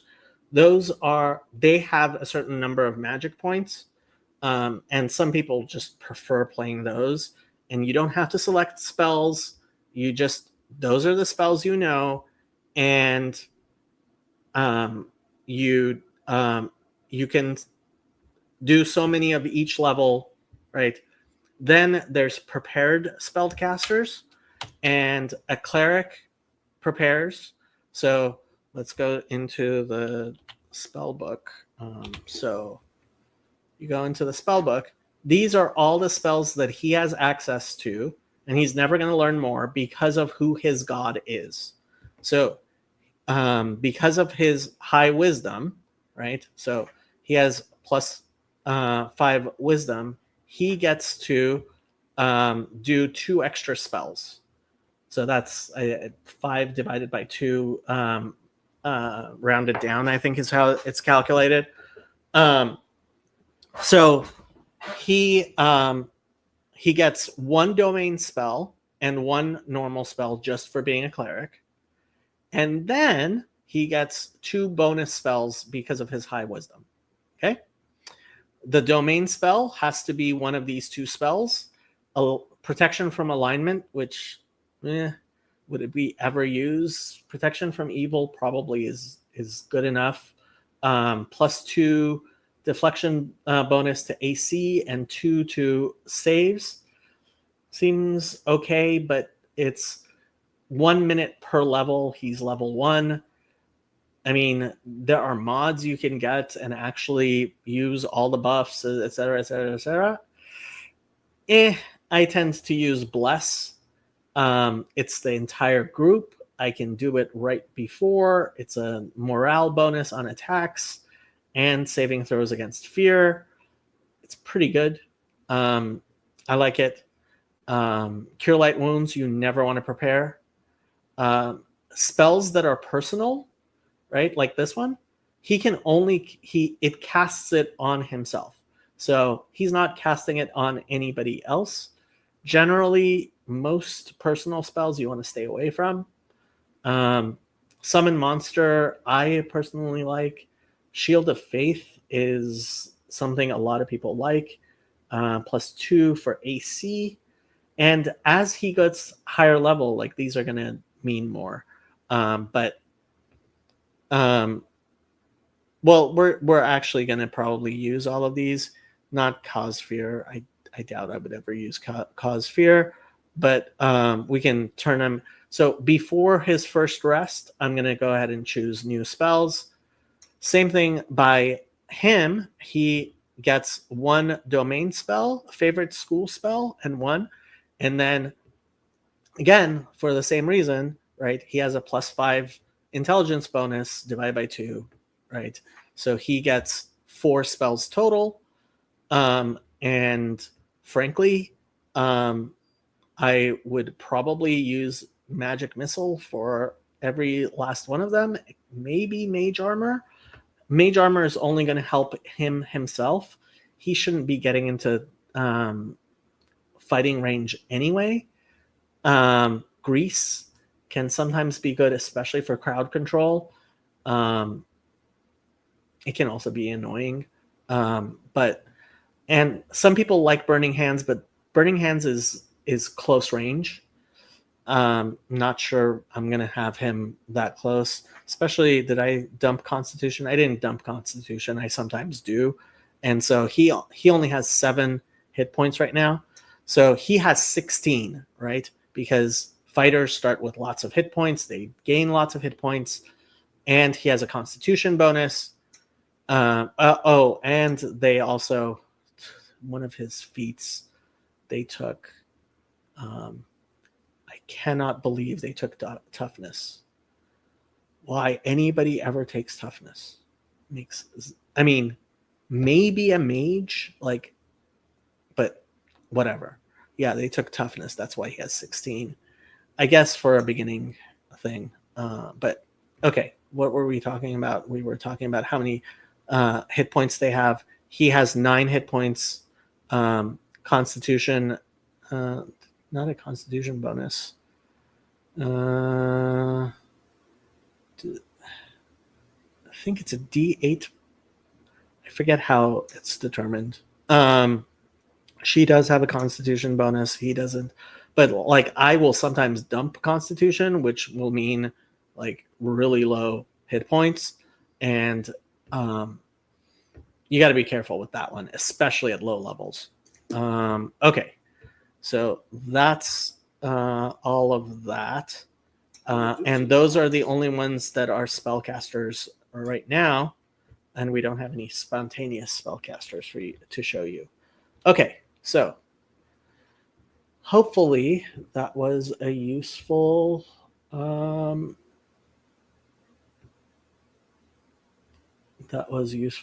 lots of people. Yeah, that's what I am trying not to do. Have you considered non-geek games like Minecraft? But I'm a geek. How long have you played this game? Not that long, actually. But I have been playing Dungeons and Dragons since before you were born. I started playing Dungeons and Dragons when I was 12 in 1989. How long ago is 1989? 1989 is many, many years ago. Big Unk Energy. Yes, that's that. Yes, this is definitely games with Uncle Jacob. Orthodox Boomer Grandma. What am I doing? I am game streaming. That's what I'm doing. Hanging out. What are you doing? Jacob, do you believe playing this game will increase your chances of marrying a wife? Definitely not. Definitely not. President Foxman says this game is a solid one. I think this DLC is an excellent way of learning Dungeons and Dragons. Like it seems like a ton of fun to me. So I'm hoping people might actually like. I did not like the tutorials that I've seen. Do you have a scout kind of player that can move and see more just to explore maps? So you can use stealth and stuff, but that's not how this dungeon's really set up. Rogues or rangers are scout-like, also high perception. Yeah. I mean, you could have a rogue scouting things out, but yeah. Do any rabbis say D&D is the work of Satan? I'm sure there are rabbis who say such things.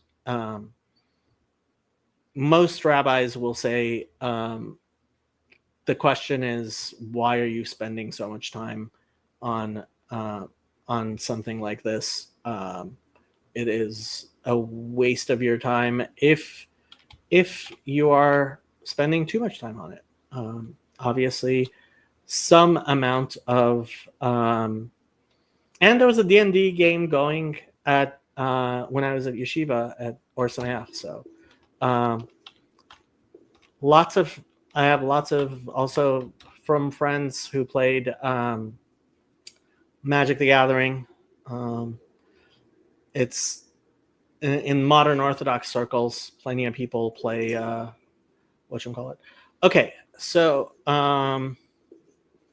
since this is turn-based, it's pretty safe. You can do pretty much whatever you want. So perception. Let's see what happened here. So fighter, perception check, succeeded. Check roll. Roll a 15, 1 modifier, and it was a 13 difficulty class. Now, with a roll of 15, any any character would have made this difficulty, right? So this is why having many characters as opposed to because if you have a low roll, so rolling lots of dice is, especially early on, much more important. But as the difficulty class, so if the difficulty class was 21 or higher, which it can be, right, means that unless there were bonuses involved, like his modifier is a 1, right? So if the difficulty class was 22, he could never see that trap. It would be impossible for him to see that trap. And there are hidden walls throughout this dungeon. If you don't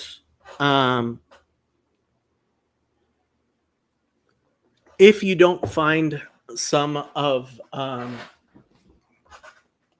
the walls, you can fail to find the character you're looking for. Yeah, that's the funny thing. Father Steven becoming a Twitch streamer made me think, maybe I can too. He is incredibly productive, much more than I ever would be. So you're supposed to metaphorically spread Easter eggs across many baskets in this game. I have no idea what you're talking about. Okay, so there's the trap. They're stopping there, so I will let them go there. Now, what you can do is choose a character to try to disarm the trap. It requires trickery, so it's trained only. So all 3 of them have trickery. He doesn't because I didn't make him, right?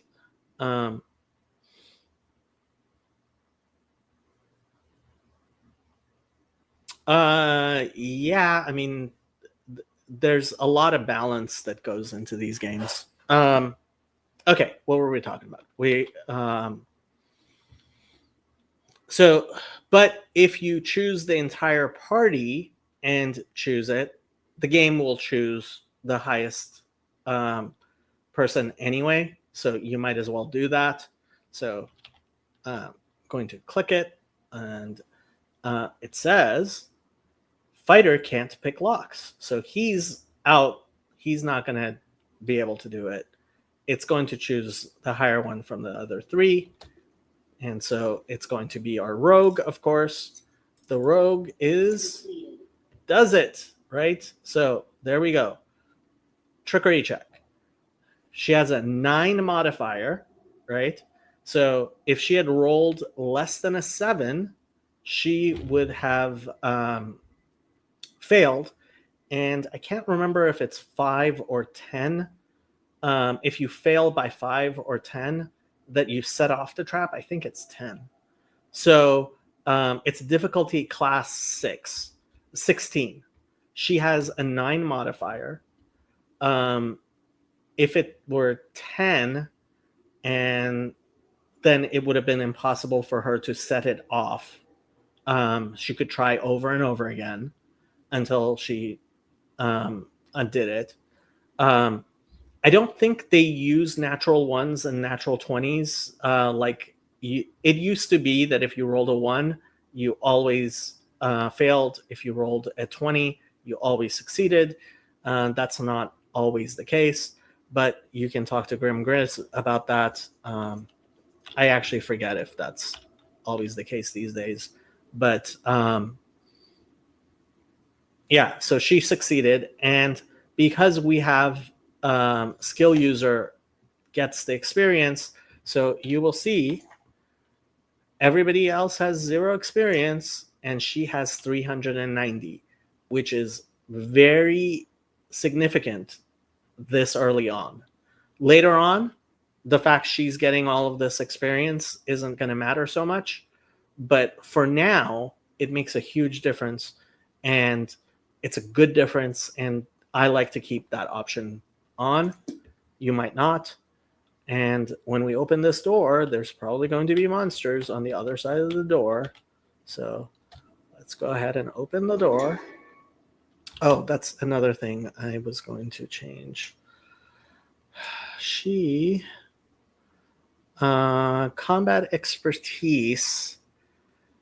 She gets +1 AC and -1 melee. Yeah, we'll keep that on. Not sure that's the best idea, but I like to give her charge as well.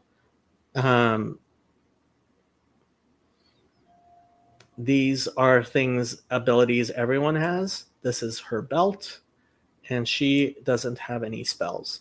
And this is where you can change which weapon set she is using. You want all of your characters to have a melee weapon available for various reasons, and a ranged weapon available for various reasons. Right now, he doesn't have a melee weapon because we gave her his melee weapon, but let us bide our time. You will see that's generally the case for everyone, right? There's a melee weapon and there's a ranged weapon.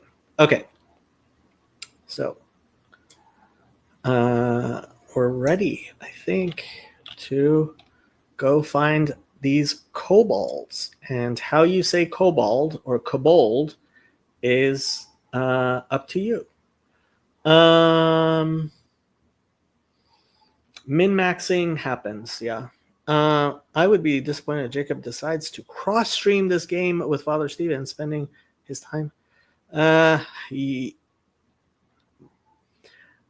As Rabbi Mullet likes to say, the first rule of Judaism is be normal. Be normal. I wonder if Mark Lefebvre would call this game satanic. I doubt it. But the good thing about Mark is he is a thinking person. So you don't actually know what he would say generally, unless you know some of his opinions related to a situation, because he's not an ideologue. Okay, so there's our kobold right there. Now, we could do all kinds of cheese. I'm not going to do the cheese.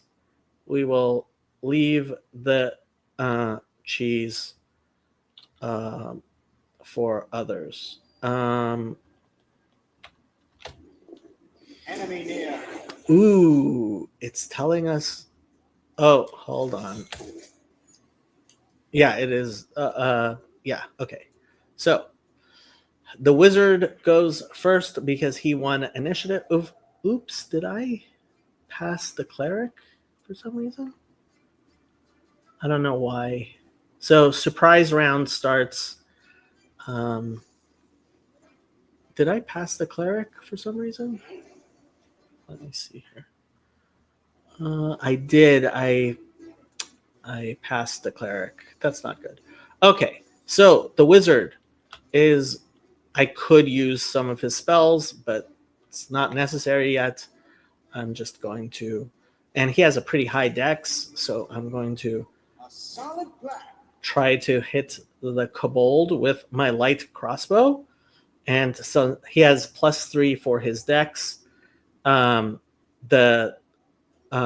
kobold hasn't gotten to move yet, so he's flat-footed. He had a pretty decent chance. He rolled a 2. Not going to make it. Okay, now the rogue. And I like to actually charge with my rogues when I can. And yes, I can. And she's going to be doing... So you get a +2 when you charge to that person. And she's going to be adding her sneak attack as well. So this is going to hurt if she hits, which hopefully she will. She missed. So she uses the ability charge, and she had a +6 modifier, right? -1 for the combat expertise. I still prefer the thing, I'm thinking. And that wouldn't have made the difference. She only rolled a 5. No, she, without the combat expertise, she would have gotten a 12. She almost made it. And she would have killed him if she had, but she didn't. There is the other kobold there, and let's see if we can charge. We can, and damn, and he got kicked into the other room. So he rolled an 11, his modifier being +8 because he's got strength and a base attack bonus, and he was charging. So yeah, he would have had to roll a 6, or he would have had to roll a 5 or less to not make it. Now, this guy he can't charge. Why is his charge not on his screen either? So let's put charge there. Bring aid back and put aid there. Let's change these. Okay. So he's not going to be able to charge because she's standing in the way. If he charges at her, it will allow him to run like that, but he will actually crash into her and do damage. So you don't want to do that. So he's going to just move normally, and here we go. So he didn't get the +2 for charging. He did get +2 for flanking because she's also next to him. So when you have 2 characters attacking the same character, you get +2 for flanking. And he rolled just a 5. He needed 3 more, right? Because of his strength. +3 strength, +2 circumstances, which is the flanking. And he didn't make it. Okay, now there is almost no way he's actually going to be able to hit here. We'll take a look at the numbers, but he's going to shoot.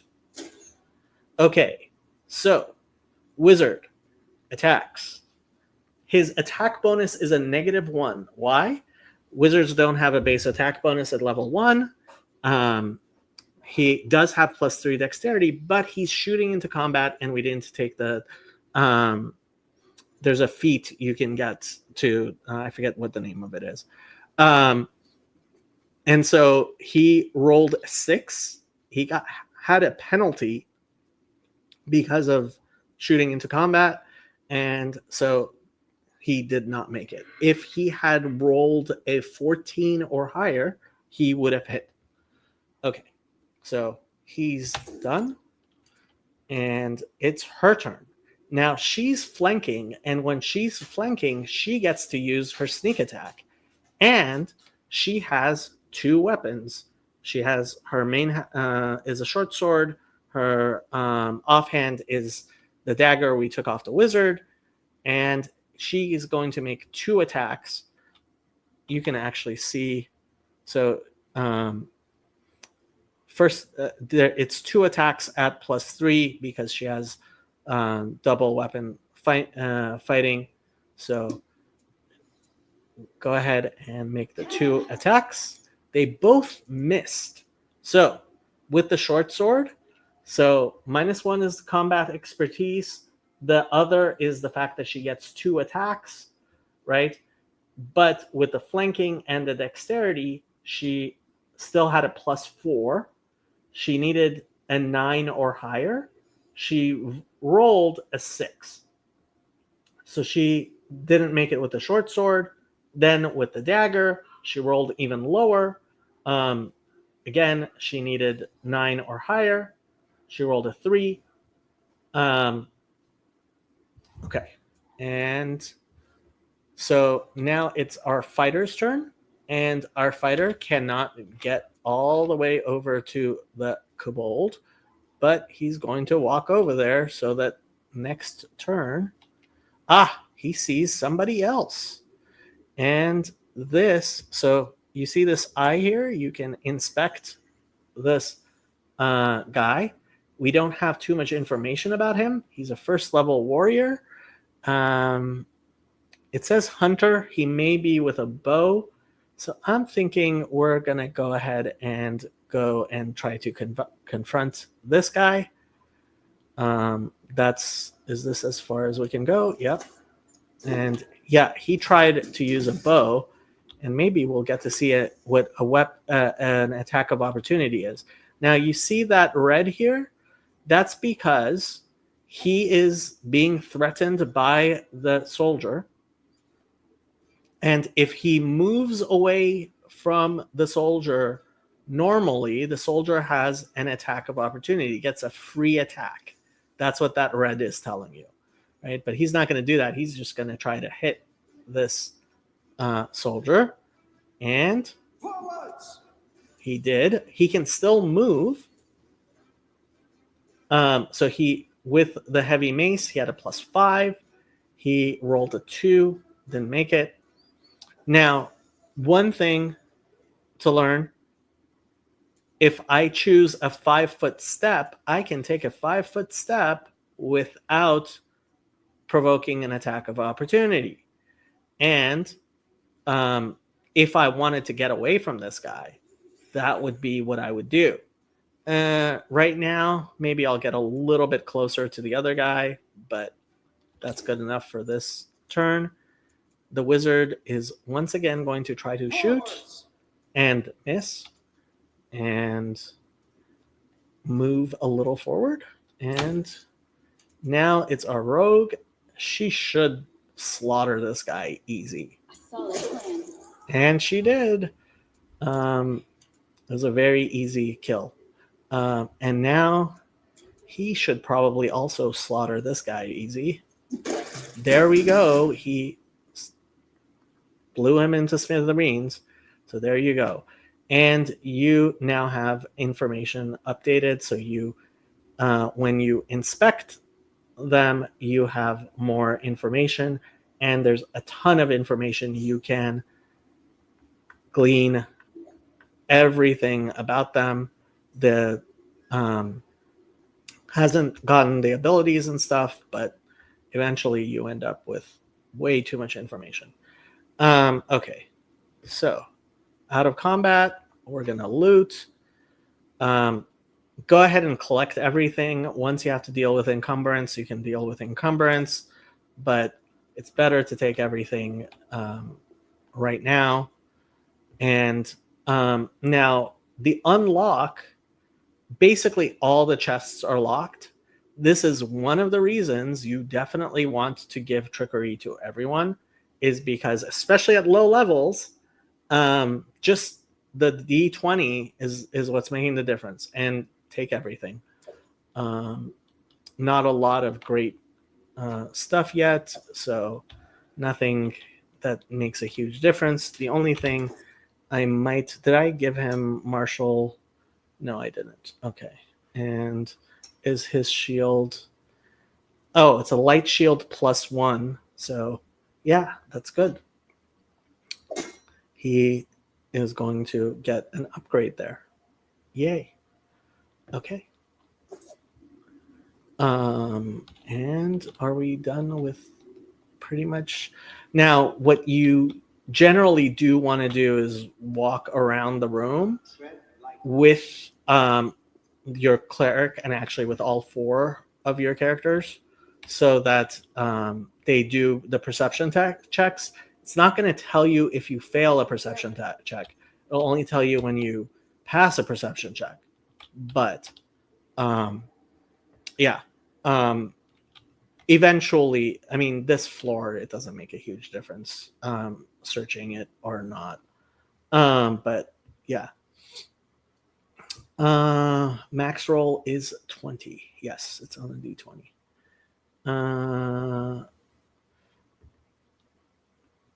Okay, so going to go ahead and open that door, and let's move. Let's get stop with that. So he already has been looted. There we go. We are in battle again. And so, charge. And he's dead. There's the other guy, though. Where is that other guy? He's there. Let's see. Well, we can shoot him with our wizard. And he missed. And ooh, now this is going to be interesting. This is a the corrupted characters are more powerful. If I had been more careful, there might have been things I would have done more carefully. But for right now, I'm just gonna try to kill him. So let's see if we can kill him. Missed. And killed him. Gone. Ouch. So 2 damage. That could have been a lot worse. 1d4. 4 damage. She wouldn't have gotten killed. But at low level, like, he only has 7 hit points. It's pretty easy for your characters to die pretty early. So she's probably going to take him out.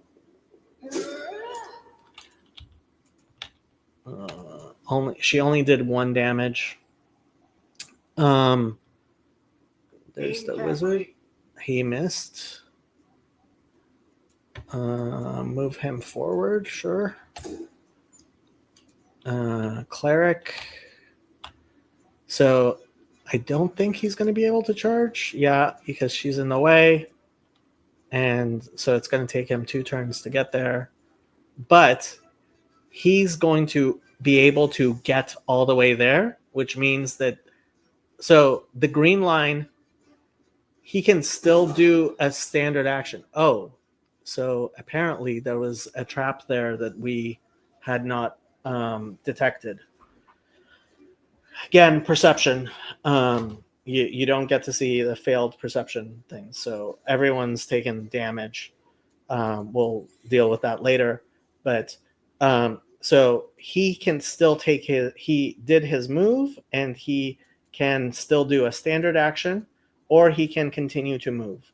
And if he goes ahead and stands over there, right?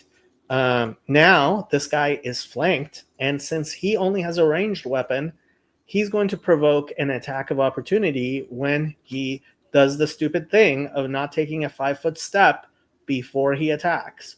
And she's going to get an attack of opportunity, and he's going to get an attack of opportunity, and he's probably going to be dead because the AI was being stupid.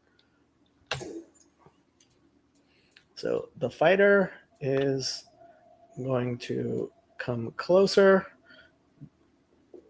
The other thing we could have done is switch to a bow, and so that's the thing. It's causing a thing.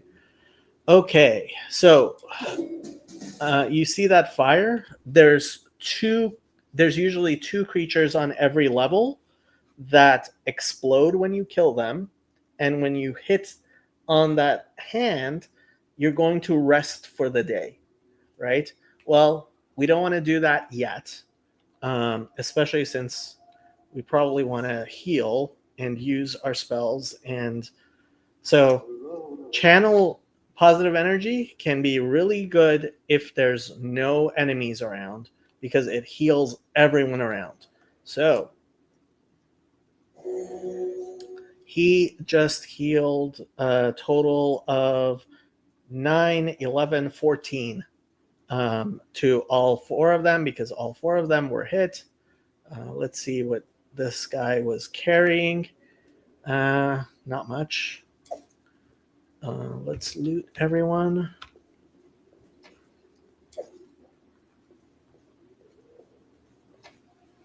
Ooh, that's nice.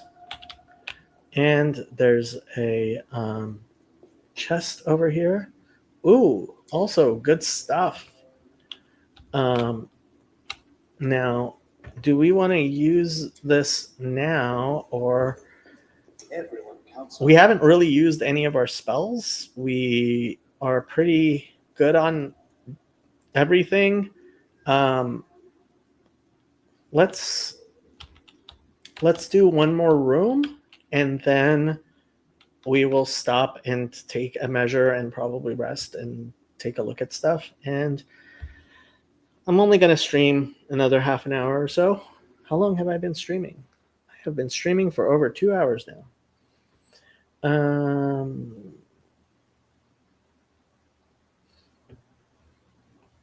Yeah, but I don't enjoy Minecraft. I enjoy this.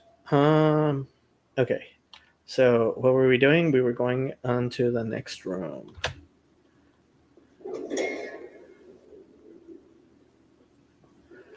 Cleric isn't seeing anything in that hallway. Now, just knowing this game, I am guessing there's one. So she's going to... Impossible. So she failed, right? But she failed only by 1. So she's going to try again. Done. There you go, 390. And she probably has almost... no, she's pretty far away from leveling. We'll see. Let's see what this room is.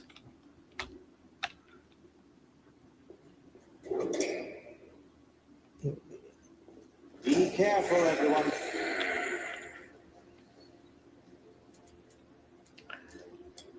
Okay. He's dead. Very dead. I mean, I could start using the spells for no good reason. So the cantrip is good because he can use that as many times as he wants. Force missile.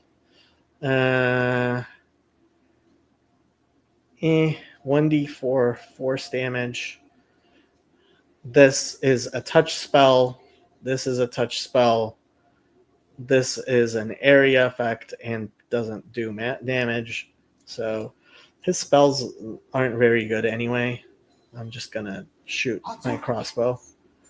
And he hits for 4, which he's got 16 total, so he's not so bad off. I don't think she's going to be able to charge all the way. Nope, it's too far. But she is going to be able to get close enough to threaten him, which means that when he tries to use his bow, she's going to get a free attack of opportunity. If I had more room, I probably would have been somewhere a little out of his way so he could have charged, but he can't charge because she's in the way. He's just going to go pretty close, and he saw that chest. So, I mean, obviously we can see the chests, but if you don't get the perception check, you won't be able to open it, which is bothersome. So let's move a little bit so that the other guy might be able to charge, maybe? I doubt it, but we'll see. She's still in the way. Oh, no, he can charge, and he's being flanked. Guessing he's going to die. Yup. Dead he is. Again, haven't used a lot of our spells yet. Haven't been damaged very much. We do have, like, you have to figure, okay, how much am I going to bother doing the upkeep and looking at stuff, and how much am I going to risk it at any time? I'm being a little bit reckless. Okay, so this is... each thing has like an altar room where there's a skill check, and there's usually a trap, and there are chests. So let's see. Chest. No traps. And let's see what happens with the skill check. Skill check passed, and they get a buff for 5 minutes of foresight, which is nice. Okay. And let's keep on going.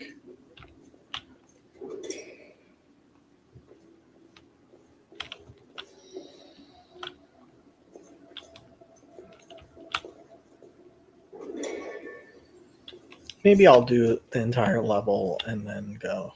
Okay, so there we go. Our duty calls. I mean, Enemy near. there we go.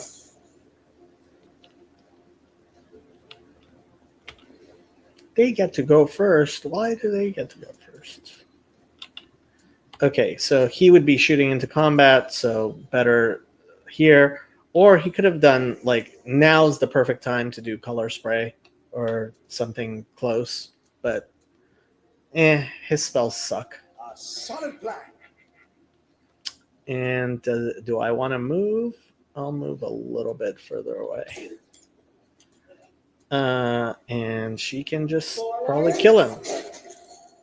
She did. And he's going to charge. There we go. And murderated him. What's there?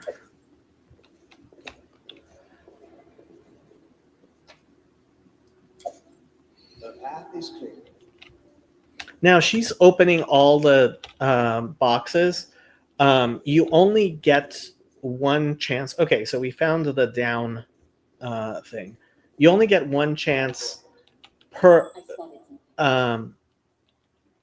to open a box, a lock, until you level up, which is one of the reasons it's so important for all of your characters to have trickery, especially at the low levels, because it has happened to me that I got 3 rolls. The rogue didn't make it. The other ones with Dex didn't make it. And the fact that he's a fighter and couldn't do another one, I think I leveled with that one and got the box anyway. But it makes 0 sense when you're doing a dungeon like this not to think. Okay, so where were the rooms we haven't opened up yet?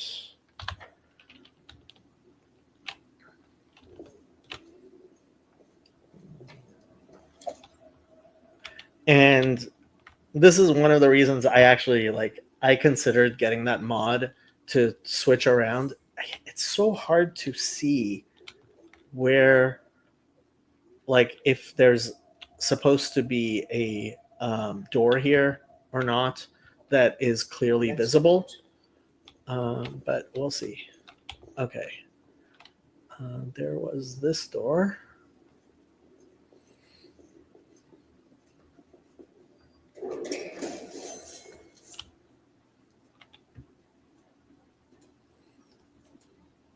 Forward. 5 damage, not bad. And let's see if he can charge the other one. No, he can't, so he'll charge here. The fighter, do I want to attack this one or walk up to the other one? It's a soldier, it's not a sorcerer, so I'm just going to probably kill this guy. Aim carefully.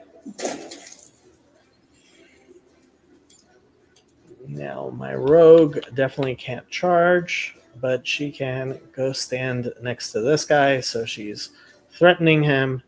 In fact, let's go stand on the other side of him, just so he's threatened and can be charged. Now, he tried to hit her. Aim carefully. And our wizard killed him because in early levels, that's what it's like. In later levels, like, it might not even be worthwhile to bother to but in later levels, I mean, the wizard Path has is clear. so many things. There we go. We found a wall, right? And that's why Tread light. you do the search of the thing. And there's a trap. So let's not do that. Done.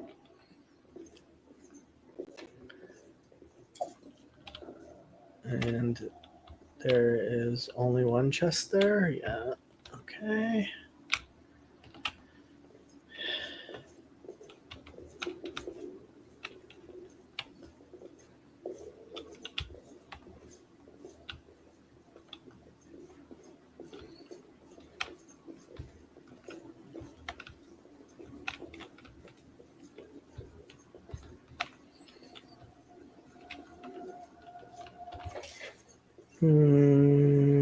Was there a door here?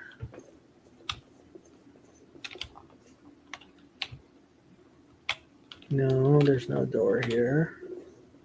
So this is my search algorithm. I think I'm completely out of doors, but so this is where we came down, right? And there's no point in the, I mean, there can be hidden rooms and chests, so I guess there is a reason. I usually pick the right wall, right?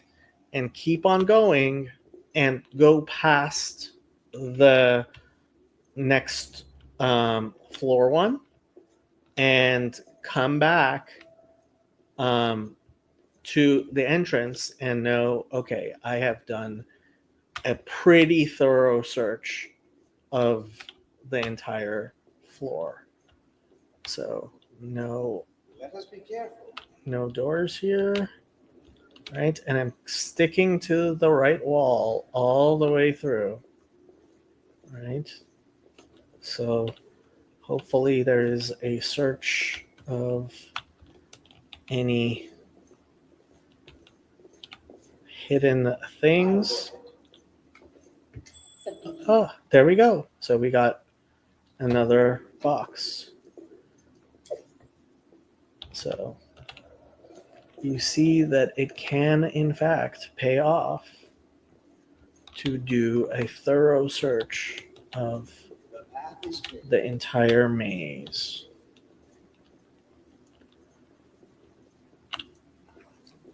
Right? And you just stick, like, imagine if you literally were holding your hand to the wall, your right hand to the wall as you traced the entire maze.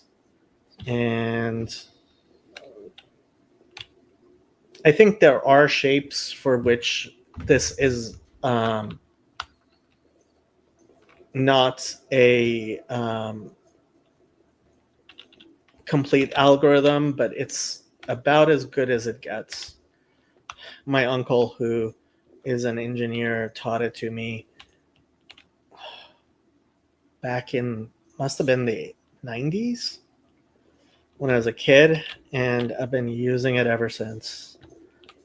He never liked games, though. He never played games. So that was the thing to the next level, right?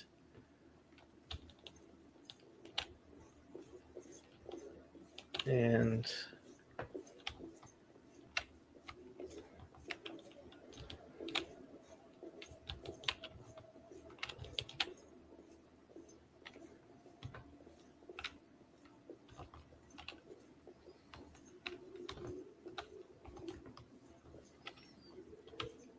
sometimes you can see on the map that you're definitely missing something, but if you don't make the perception check, you don't make the perception check. And at the end, when you reset, it will tell you what percentage of the chests you found of the available ones. And obviously, if your perception is higher, like if you want to maximize your perception, you would have 6 characters with 6 pets. That's 12 checks. And you would be maximizing. So we still have this sleep point here. So if there's nothing else left, when are we going to get back to? I think this is the room where we came in. Yeah, it is. And so let's go ahead and basically do the resting here, right?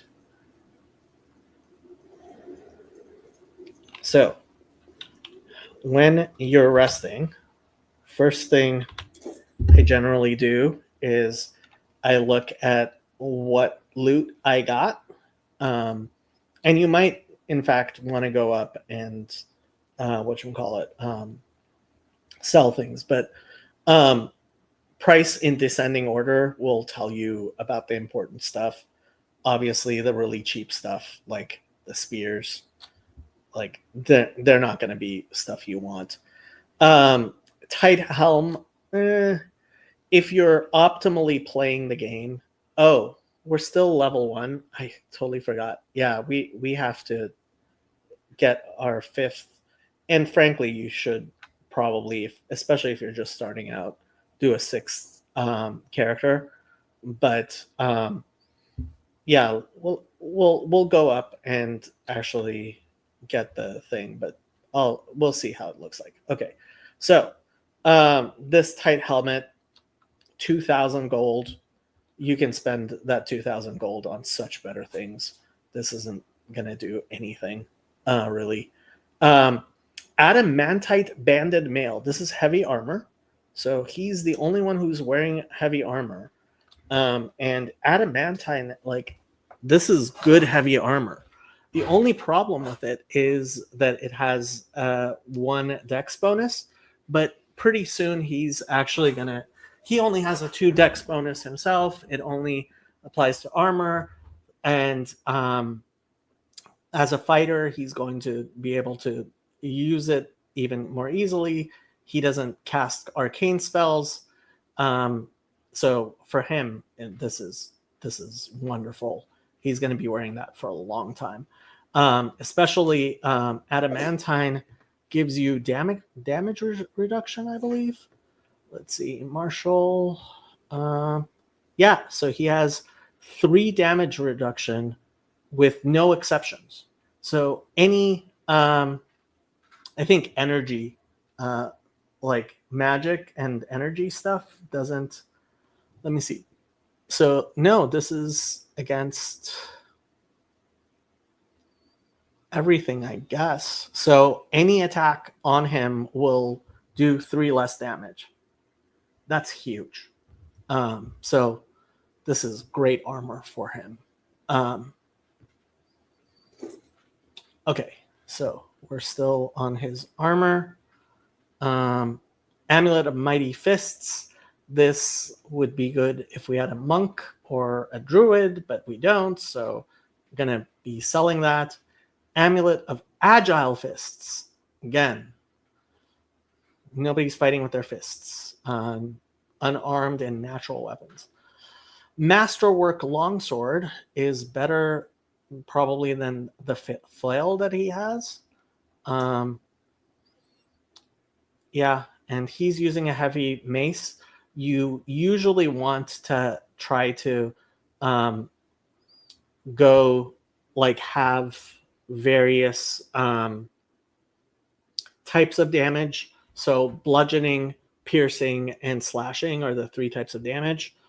You want to try to vary that. So yeah, Masterwork Longsword, better than his flail. Masterwork Light Crossbow. So the only one who's really using his crossbow very much is him. So that's going to help. That's an upgrade. Masterwork Heavy Pick.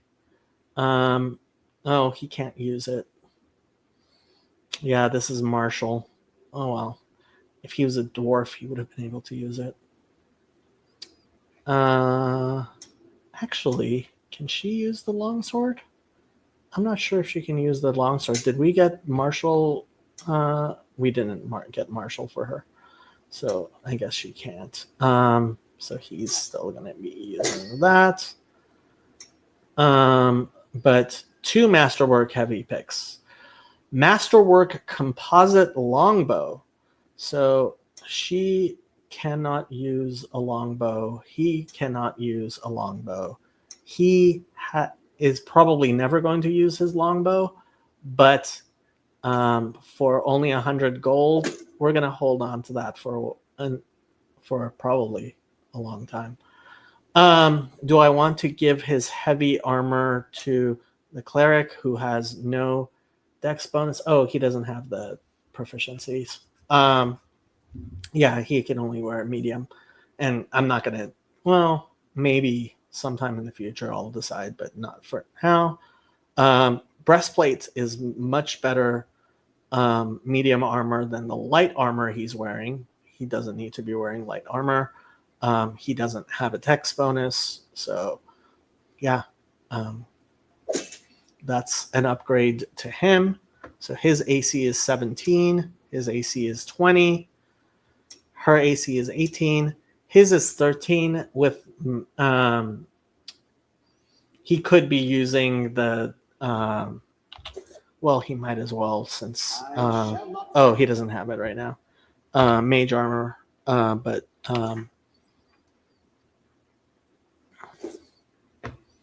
he can, I think he can get up to 17, but honestly, I keep him far away enough that I don't bother. Okay. Copy to spellbook. Copy to spellbook. This is junk. Chainmail is medium armor. Yeah. The breastplate is just better. These ever-burning torches.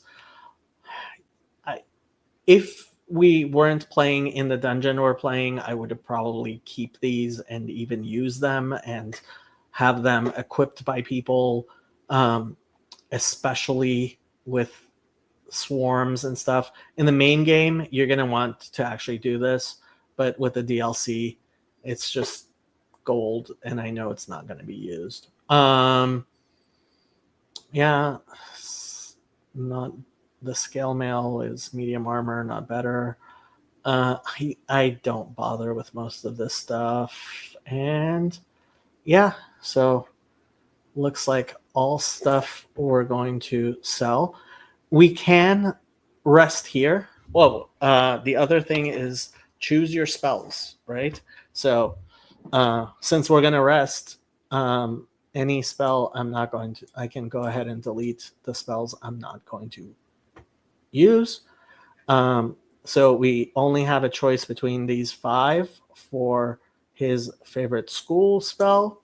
So going to do Magic Missile. I am going to take 1 Burning Hands, 1 Corrosive Touch.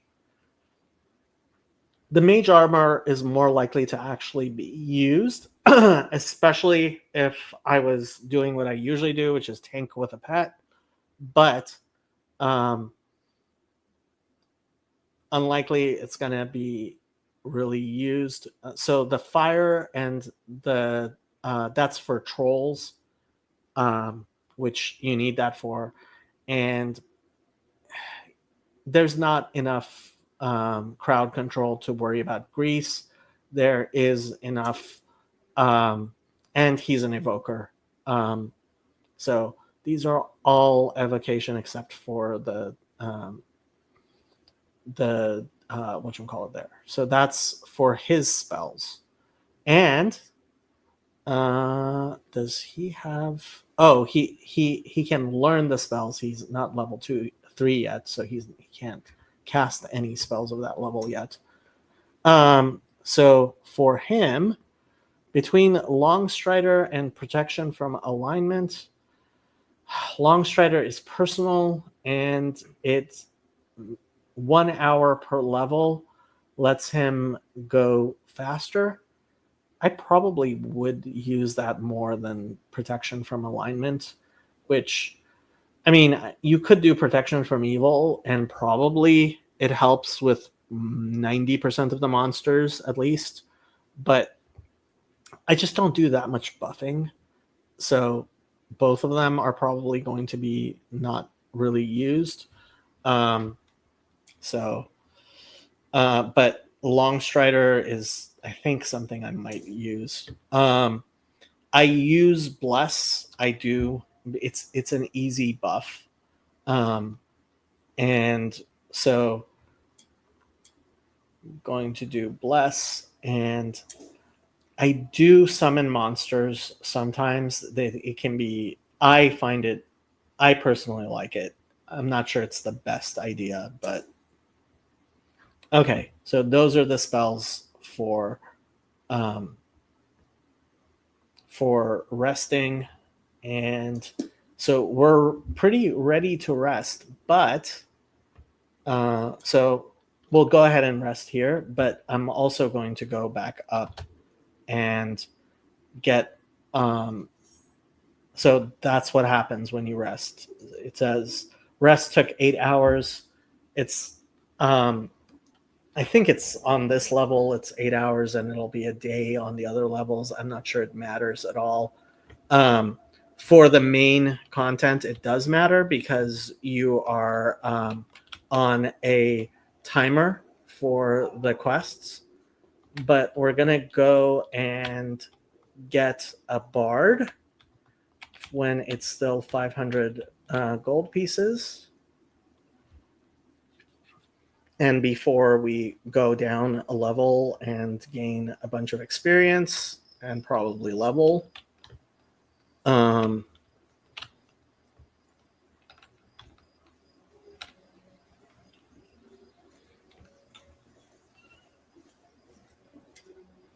So I need, well, do I have enough?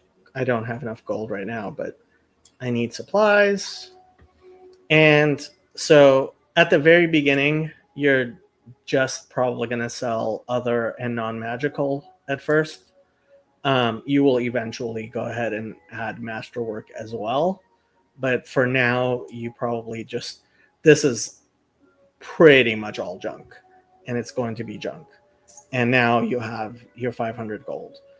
We also have these 3, which there's no way they're ever going to be used. Didn't I learn this? Okay. Definitely never going to use more than 1 heavy pick. Do I want to keep the heavy pick? I didn't check the spells yet, so let's sell these. So we have 4,200, right? That's a lot. Let's check the spells and see. So he's our wizard. Well, you can go look at the info and it'll tell you, like, I think he already knows it, but because he's not 3rd level, it doesn't say. But if you, so it says that the cleric has this spell, right? And copy to spellbook. So I learn everything I can. This is a, is it because it's sacred? Yeah, I believe this is because it's sacred. So there's arcane magic and there's divine magic. And so he can't learn divine magic. So again, cure light wounds, arcane magic can't do. Bless, arcane magic can't do. But basically everything else we can just go ahead and sell. But let's go ahead and get our bard. So,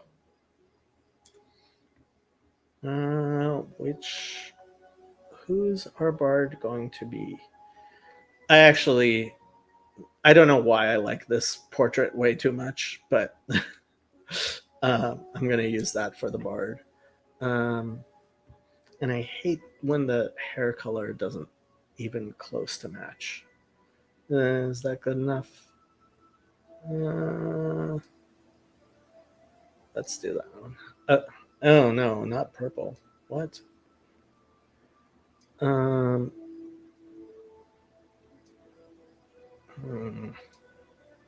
There we go. And make her sound slender. Okay. So, Bard. In D&D First Edition, a Bard was was a prestige class.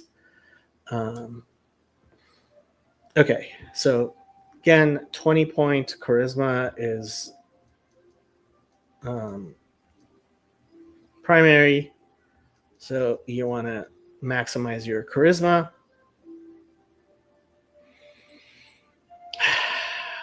As far as everything else,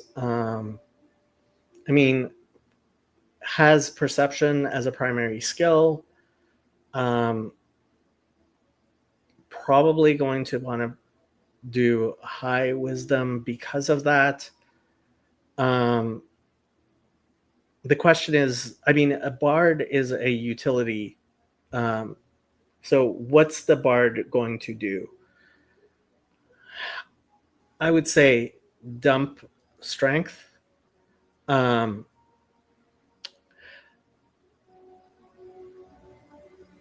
I want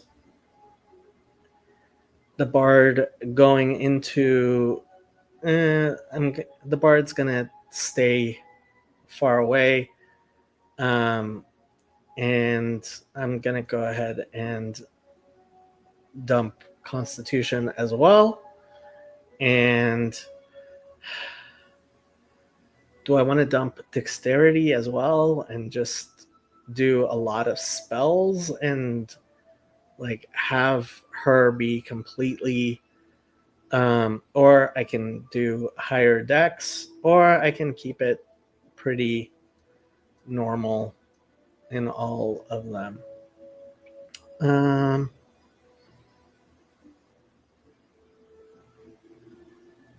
Let's do dex and intelligence. So yeah, that'll work. And like I said, trickery, perception. Although maybe we want to do the 14 with the wisdom, so that we might even want to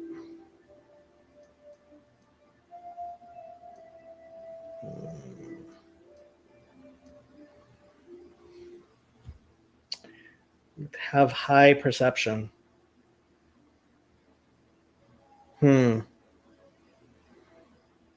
This is really a dungeon build.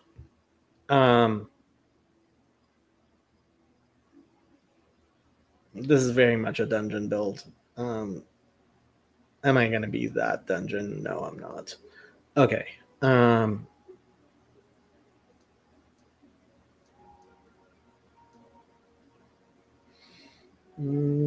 And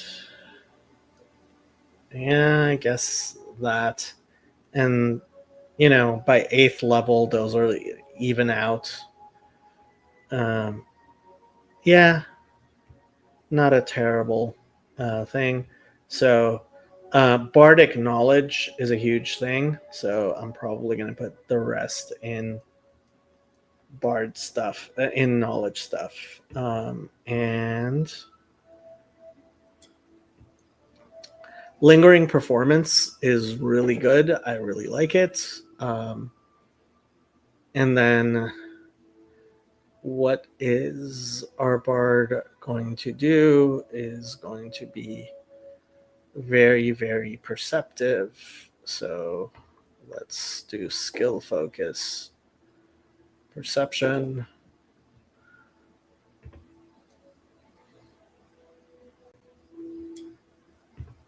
And as far as now, a bard is a spontaneous caster, meaning the spells you pick are the only spells that he's going to know.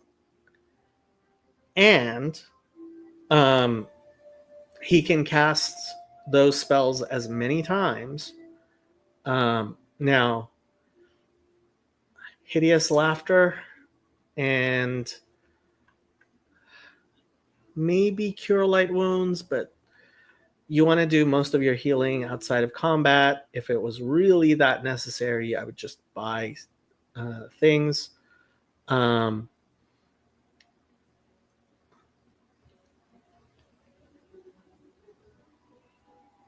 Yeah, I'm thinking he's gonna be somewhat crowd control with things like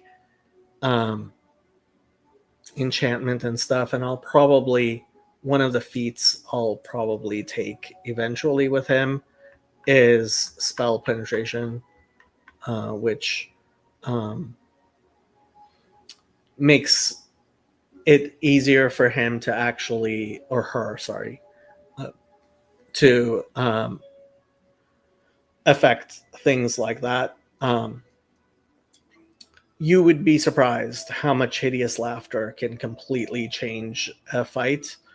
I don't know if it's that important in this dungeon. In the main game, I really like hideous laughter because, I mean,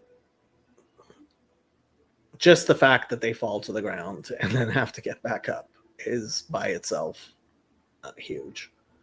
Although cause fear is also probably similarly good. But gonna go with those for now. Okay. And so we're gonna stick with the lawful good just because. And she is going to be called Bard. What did I miss? Oh. Let us be careful. No contest. There we go. Okay. So she is still at 0. She has almost 1,000 more XP than the other. She has more than 1,000 of the cleric and the fighter, which, frankly, I think it's a good thing in the dungeon. Come on, everybody. And we are going to go one more level. I will read the comments and then I am going to bed.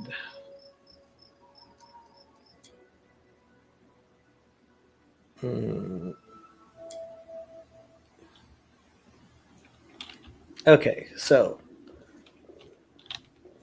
searched.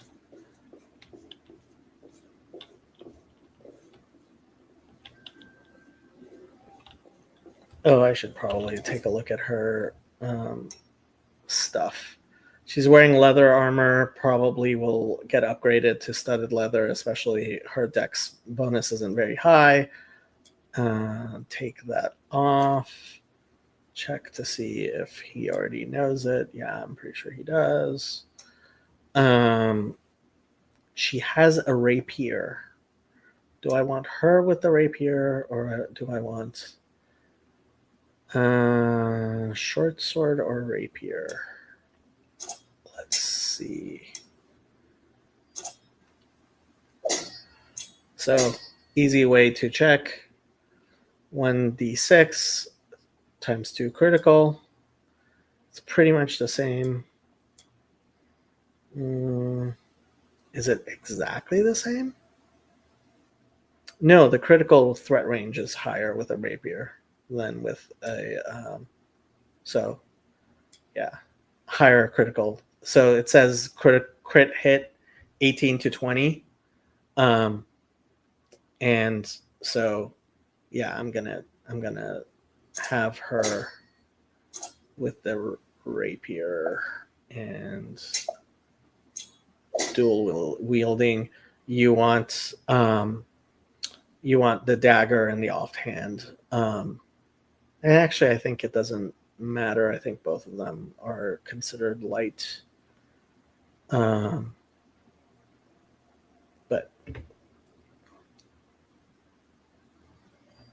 does it change anything? I don't think it changes anything. And what were we doing? Oh, making sure she has a melee weapon. You do want to make sure she does have a melee weapon. She probably could have sold all the rest of that stuff and bought something for that 5,000 gold that we have. But that's probably the smart thing to do. But I'm just going to go ahead and... I mean, I could actually do a search of the rest of the... Let's do a search of these walls, because now we have another character. And let's see if Let us be careful.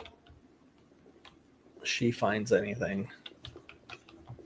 Especially she has pretty high perception.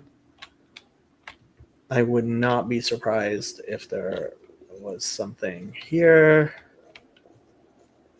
Doesn't appear to be. I mean, when you look at the map, it looks like that part might have something in it. I don't think that part has anything in it, but I mean, we should probably also check this wall over here. So actually, what I should do is just go around on the right here. So we will go ahead and do that. Oops, where were we? Hold on. So I think we The checked. path is clear.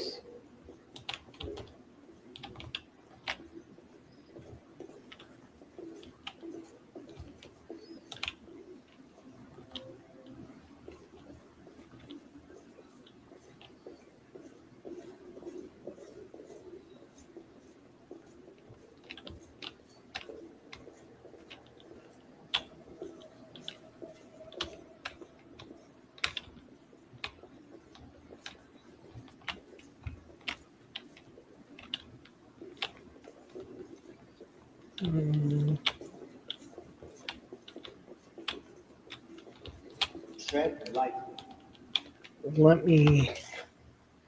Let me check the hidden room, just because there was only one box here, and there's often a second box that you have to have the perception to see. Let me see what the comments are. I didn't. I thought I did. I did a project on this algorithm. Yeah, you have issues essentially when the exit is in the center sometimes, when you'd be looping on the right wall and missing it.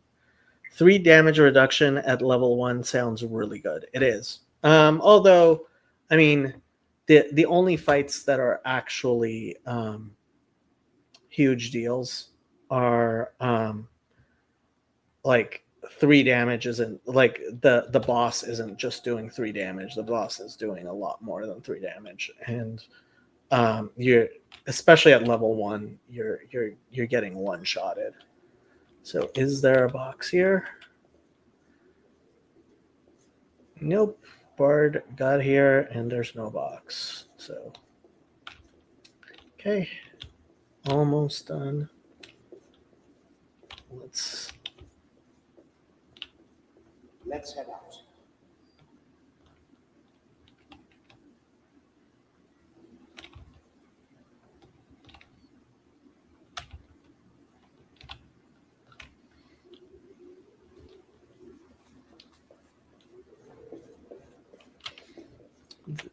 Yeah, I did check that wall, right?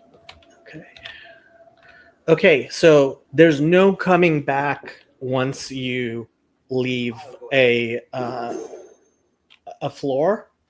That's it. So, and if the character that you're looking for in that dungeon was on that floor, you've lost. Like, that's, well, I mean, you can accrue points towards better buys, because it it does go better and better buys each time you reset, but you missed the guy for that. Uh, I didn't know Foxman does gaming streams. I don't I don't watch that much. There's a lot of people watching me game right now. Why are so many people watching me game? Okay, I am just going to go ahead and level these guys, and then we are going to retire.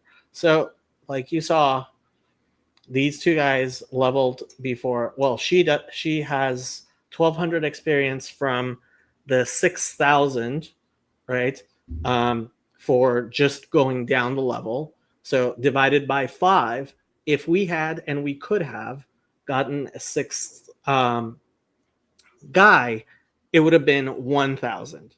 And frankly, if I was going to do a sixth guy, I would definitely do a ranger. But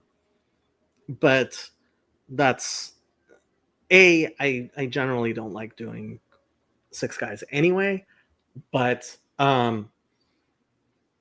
the ranger was one of the second edition stuff. So these are all first edition classes, including the bard. So very, very, and all humans. This is about as simple as a walkthrough can get, where you get to see stuff. So, and what I'm gonna do is I'm just going to level everybody up pure. What you can do is you can do multi-classing, and generally, I would say unless you have a specific build you are going for, and you know what you are doing, it is a bad idea to multi-class. Generally, you don't. There are certain things that you can do for a dip for certain things, but you can end up really gimping, making your character unusable by multi-classing. If you stick to a single class, you might only do whatever the function is, like for that fighter, right?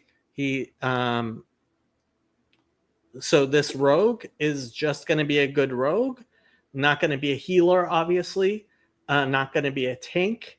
Well, you can tank with a rogue, but there are ways of doing that. But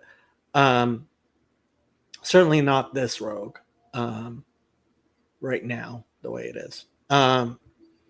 And one level isn't going to kill you, but yeah, once you start doing 2, 3, 4 levels, you can completely ruin a character.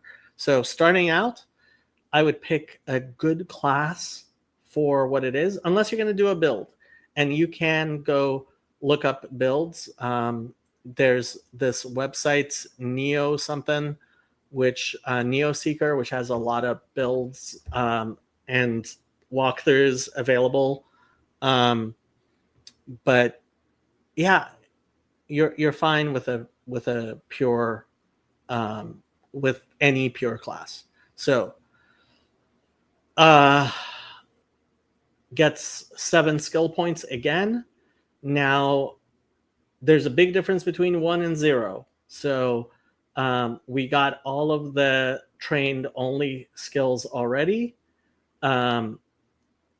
Might usually what I would do if it wasn't just for this one dungeon, I would probably go ahead and grab the other class skills, because that's a total of 4 for 1 point, right? That's 20% for 1 point. It's kind of big, but this is a very specific dungeon. her job is trickery more than anything. Perception just matters way too much, and the knowledge skills each matter way too much, which leaves you with one, these skills which otherwise wouldn't really be used. Mobility 3 has a tiny bit of use. Yeah, mobility, maybe athletics, maybe stealth. But yeah, if this wasn't the dungeon, I would actually care. And the question becomes, do we choose a weapon focus right now? Canny Observer +4 to perception in this dungeon is just so good. But what is also incredibly cheesy and good is terrain mastery underground, because you are going to be underground the entire time. So +2 perception, +2 to initiative, +2 to lore nature, and it's going to, at 8, it's going to go ahead and go higher. And so, or is that just for yeah, no, that's just for rangers. But I mean, it's just too good. Canny Observer +4 perception, that's pretty good too. But like the +2 initiative, +2 perception, yeah, it's pretty nice right there.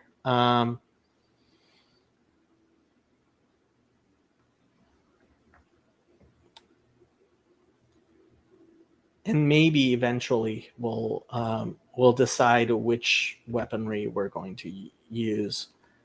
Maybe just use daggers. Honestly, enough. I mean, this is a very specific thing. Okay, and so our wizard, there we go, and he is generally just going to do that because skill checks and perception. You might want to do magical device, just because it's whatchamacallit only. I mean, is he really going to be the nature check guy? Probably not. Is he really going to be the religion check guy? Probably not. You could do that.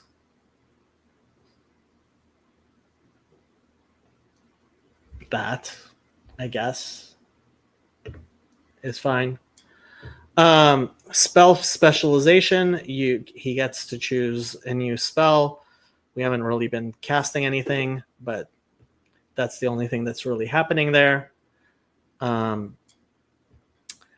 He gets to learn 2 more first level spells that he doesn't already know.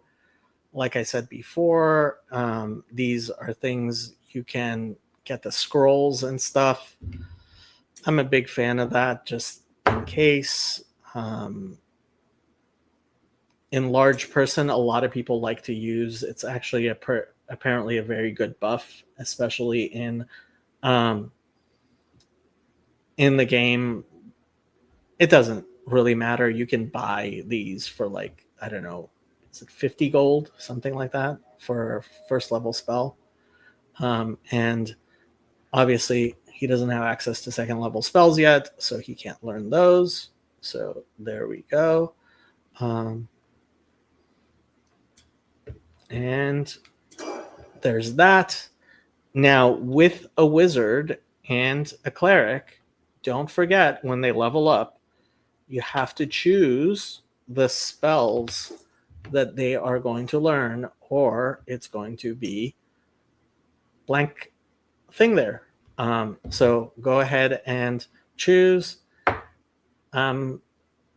Especially with the fact that Magic Missile is his specialized spell. Going to go ahead and choose that.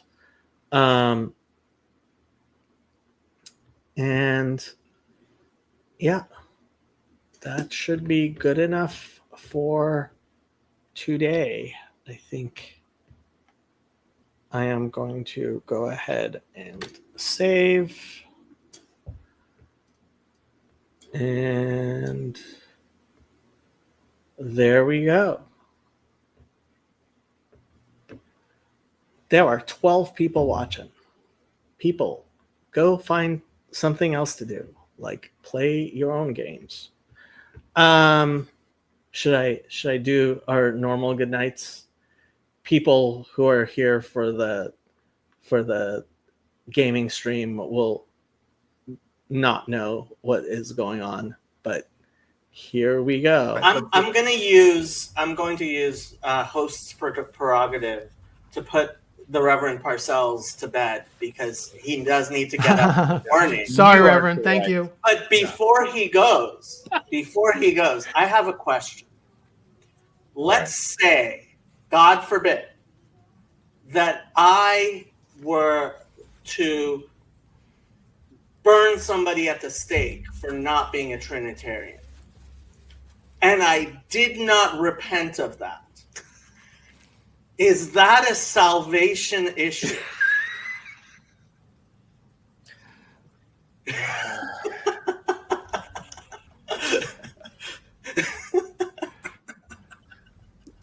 Sometimes Jacob takes that devil's advocate thing too Isn't there far. a proverb that says something like, don't answer a fool according to his folly? But there's a proverb that says, answer a fool according to his folly. There is. Exactly right. And I'm going to leave it to you guys to determine, which of those was applicable in this situation as I go. So, but anyhow, good. Thank you, Reverend. Good to Thank chat you. with you all. Thank you. Good night. The